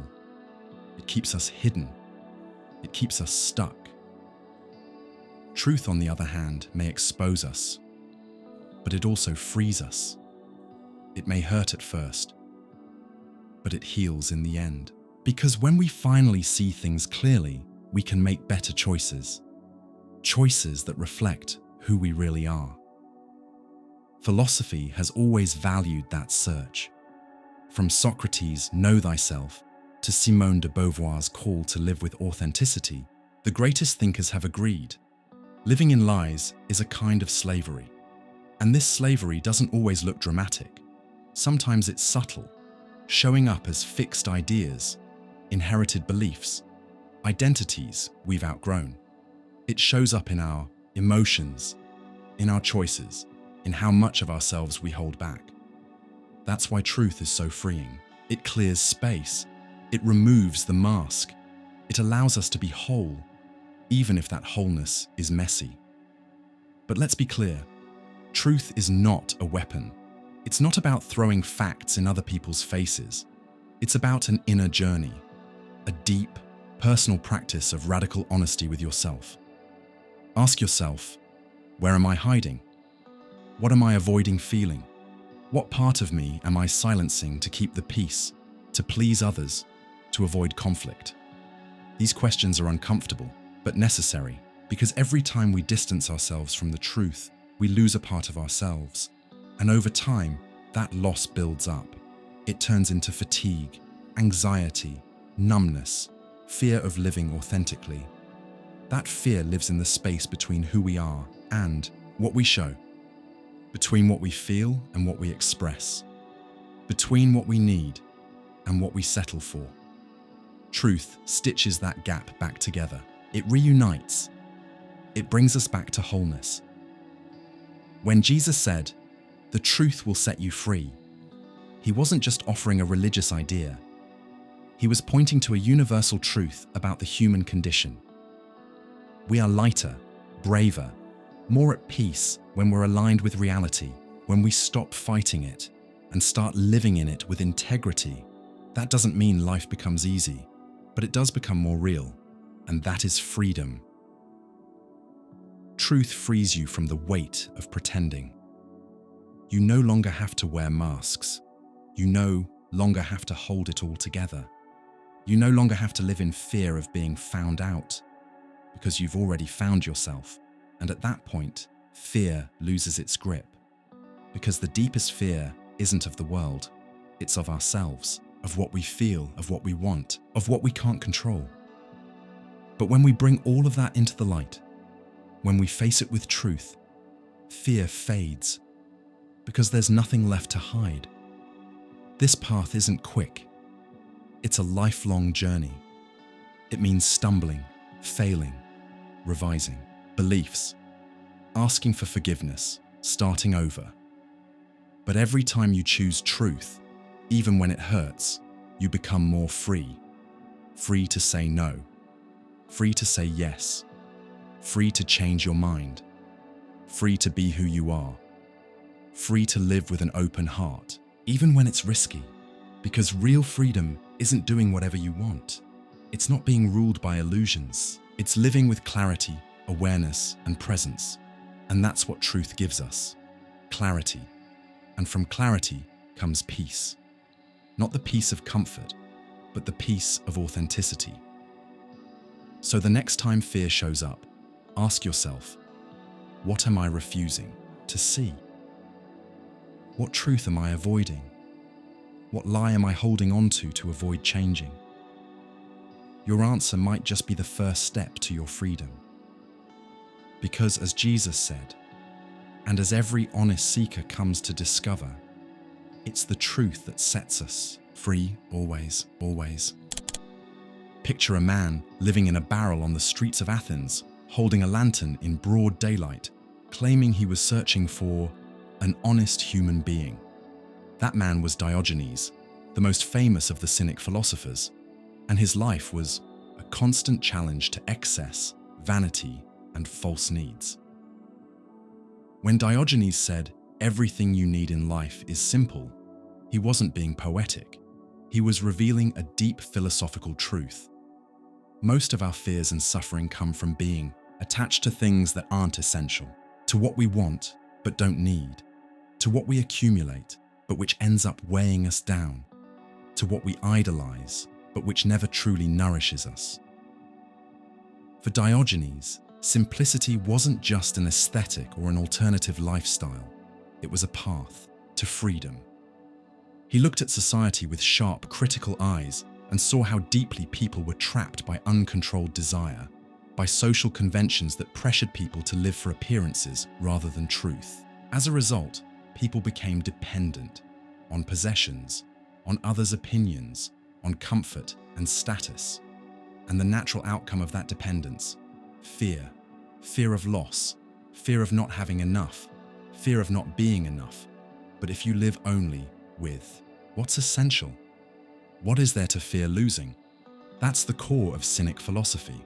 Reduce your needs and you increase your freedom, because the more things you think you need to feel okay, the more of a hostage you become to circumstances, to expectations, to outside stability. And life, being unpredictable, starts to feel like a constant threat. But the one who learns to live with little, who discovers the joy of simplicity, builds an inner fortress. Nothing can be taken from them because they've learned to live with what life actually offers, not with the illusions sold by society, by the market, or by the ego. Diogenes lived with radical honesty and biting humor. He gave up everything he considered unnecessary, including social norms. There's a famous story where, after seeing a boy drinking water from his hands, Diogenes threw away his own bowl and said, "That boy has outdone me." That may sound extreme, but behind it lies a powerful truth. Real independence doesn't come from having a lot, it comes from needing very little. Today, we live in a culture moving in the opposite direction. We're raised to always want more comfort, more status, more validation. And somewhere along the way, we start confusing wants with needs. The non-essential disguises itself as essential, and fear grows from that confusion. Because when you fear loss, what are you really afraid of losing? Often, it's not what truly matters, but what you think you need in order to be happy. The more attached we are to false needs, the more fragile we become. Because the world is impermanent. People change, possessions come and go, and life, by its very nature, offers no guarantees, except that it will always change. So Diogenes invites us back to the basics, to a life that is lighter, freer, and more honest. Not necessarily to live in a barrel, but to develop an inner attitude of simplicity, to ask yourself, what do I actually need to live with dignity, peace, and truth? That question can be uncomfortable because it exposes how much of our lives have been built around invented needs, how many hours we've worked, how many decisions we've made, how much we've sacrificed, not for the sake of life itself, but out of fear of not having enough.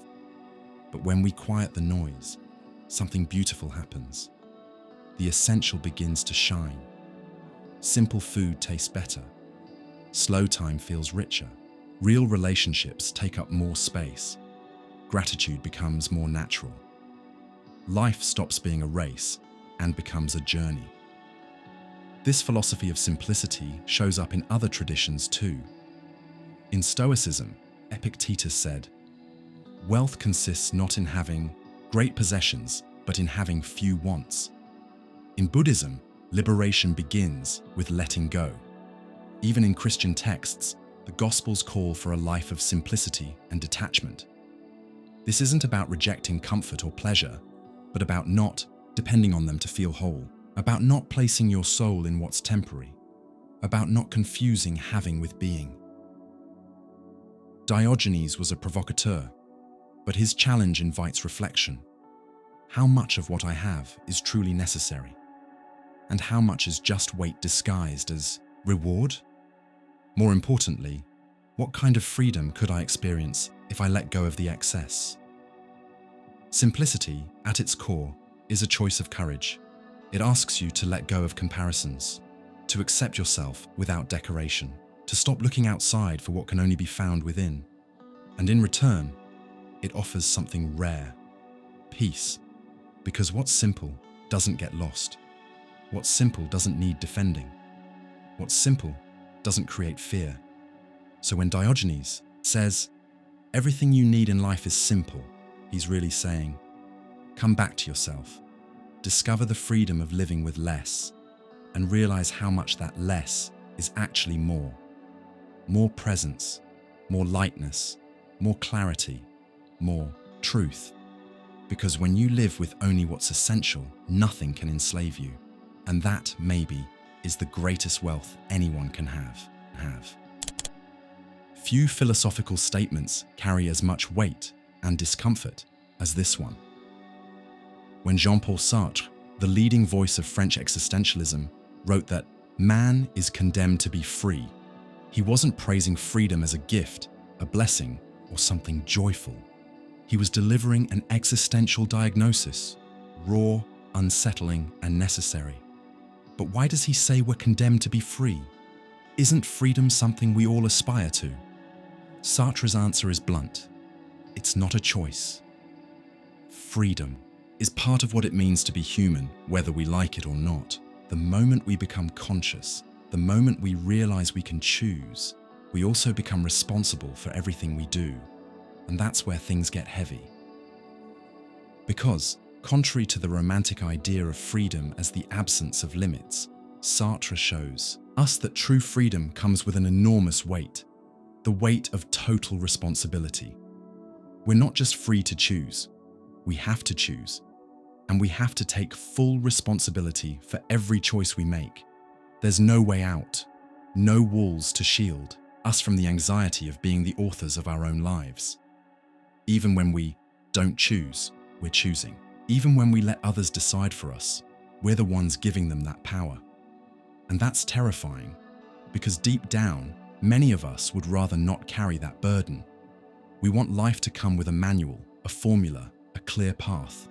We wish someone would just tell us who to be, what to do, which road to take.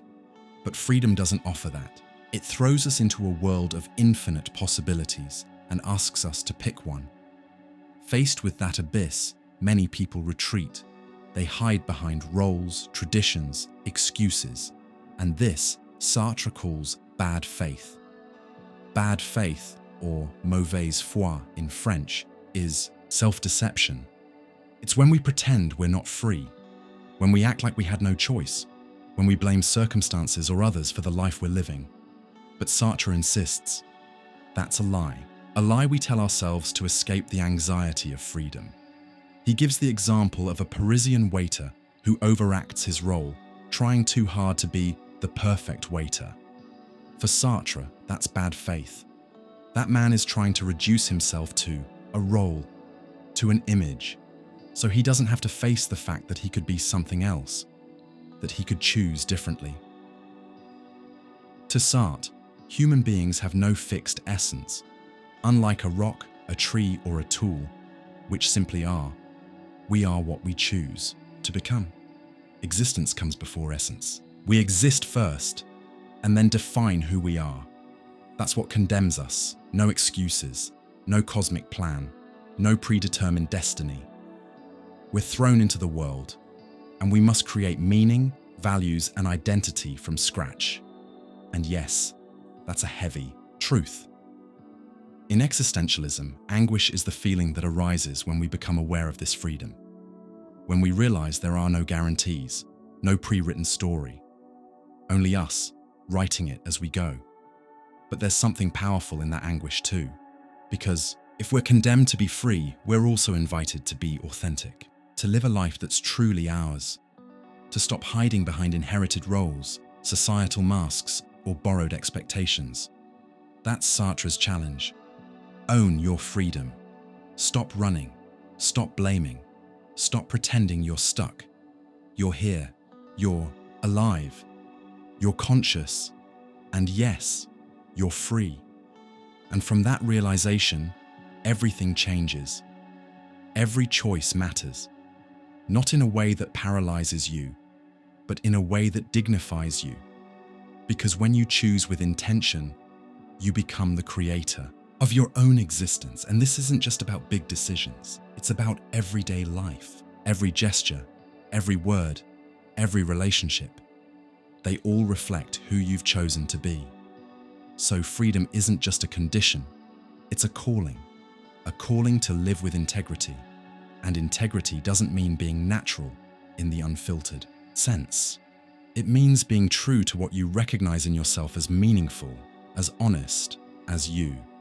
It means being loyal to your own values, not to the world's expectations. But it's hard, because often our true self doesn't align with what others want from us, with what society celebrates, with what culture rewards. And that's where courage comes in. The courage to live a life that's coherent with your freedom, to say no to what suppresses you, to risk failing, stumbling, or starting over, but always with your own feet, not walking in someone else's shoes. At its core, Sartre's quote is an invitation.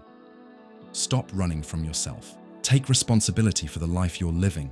Stop existing by default and start existing by design. Yes, we're condemned to be free. But that condemnation, if embraced, becomes the most powerful blessing, because only when we fully accept our freedom with all its weight and wonder do we begin to truly live. Few quotes have stood the test of time with such clarity and urgency as this one, spoken by Socrates over 2,000 years ago. During his trial in Athens, accused of corrupting the youth and challenging the city's gods, he chose to face death rather than give up what he saw as his true purpose: to live a conscious, examined, and reflective life. To Socrates, living without thinking is, in many ways, not really living at all. Going through life without asking, who am I? Why do I do what I do? What is good? What is true? Is to drift along with the tide of routine, habits, and other people's opinions. It's living by inertia, and to him, inertia was a form of death in life. But what does it really mean to examine your life? It means making a habit of turning inward, of questioning your motivations, reflecting on your choices, and challenging beliefs you've carried without knowing why. Most of all, it means waking up from ignorance, not academic ignorance, but ignorance of yourself. Socrates wasn't a man of easy answers. His method, known as maieutic, was all about asking questions. He believed real knowledge is born from within, like a kind of soul birth, and that requires courage, the courage to face life's big questions, even if they shake us out of our comfort zones. Because yes, thinking deeply about your own life can be scary. There's always fear lurking, fear of realizing you've been living on autopilot, fear of admitting your choices were driven by fear, convenience, or illusion. Fear of facing how little you might really know. But paradoxically, it's that same process of self-examination that dissolves fear. Fear thrives in the dark. But self-awareness shines a light in those hidden places. When you start examining your life, you gain clarity. And clarity brings power. The power to change, to shift direction, and to take charge of your own story. Without reflection, we become slaves to habit. We repeat inherited patterns, live to please others, and chase goals that aren't even ours. But with reflection, we begin to choose more freely, more consciously, more truthfully. Socrates believed the human soul longs for truth, and that truth isn't found in appearances, fame, or material gain. It's found in the alignment between who we are and how we live. An unexamined life might look normal, but it often lacks meaning. It becomes just a string of busy days, filled with obligations, but no inner direction. And that lack of purpose slowly wears down the soul. Today, this message feels more urgent than ever. We live in an age of endless distraction. We're always busy, constantly connected, but disconnected from ourselves. Society offers us countless formulas for success, but few tools for truly understanding who we are or what we really want. Socrates' quote is an invitation to pause, to be still, to listen inwardly. It's a call to stop living on autopilot and start living with intention. That takes courage, because when we examine our lives, we might uncover uncomfortable truths. We might see we're stuck in a job that doesn't fulfill us, that we stay in relationships out of fear of being alone, that we've buried dreams to avoid failure, that there are parts of us we've abandoned, but we might also find treasure. Looking inward, we may rediscover forgotten values, hidden talents, and real passions. We realize we're not just what's happened to us, we're what we choose to do with it. And that realization changes everything. It changes how we see time. We begin to value it. It changes our relationships. We become more present, more honest. It changes our decisions. We choose what aligns with our truth, not just others' expectations. Self-knowledge, as Socrates said, is the beginning of wisdom. And wisdom, in this sense, isn't just knowledge. It's the ability to live well, to live with meaning, to live with virtue. Because living well doesn't mean living without pain. It means living with integrity. It means being able to go to bed at night knowing you stayed true to yourself, even in uncertainty. And this isn't a one-time achievement. It's a daily practice, a lifelong journey of reflection. Each day we're called to ask, what am I doing with my time? Does this choice reflect who I really am? What can I learn from this mistake? What is my soul trying to tell me? What have I been ignoring? These questions are seeds of awareness, and over time, they grow into a life that feels lighter, deeper, and more authentic. Socrates didn't live to please others. He lived in pursuit of truth, and for that, he gave his life. But he left us with an immortal legacy. The understanding that a meaningful life begins with the courage to look within, and that courage is available to anyone. It doesn't require a degree or status or approval. It only requires a willingness to stop, reflect, and feel, because ultimately, we only fear life when we don't know what we're doing with it. But once we begin to understand, even just a little, why we're here, what we value, and how we want to live, the fear starts to fade. The anxiety quiets, the heart aligns. An examined life, even with its challenges, is the only one that truly feels whole. Because it's the only life that is truly ours. Life is made of pauses like this, moments when we stop, reflect, and maybe see things a little more clearly. If this reflection helped you look a bit deeper, take it with you, but don't keep it just for yourself. Like this video, share it with someone who might need to hear this today. And if these kinds of conversations speak to you, go ahead and subscribe to the channel. This is where we keep diving into ideas that awaken something real. Thanks for being here. And if you feel like thinking a little more, stick around. There are other videos waiting for you. See you soon.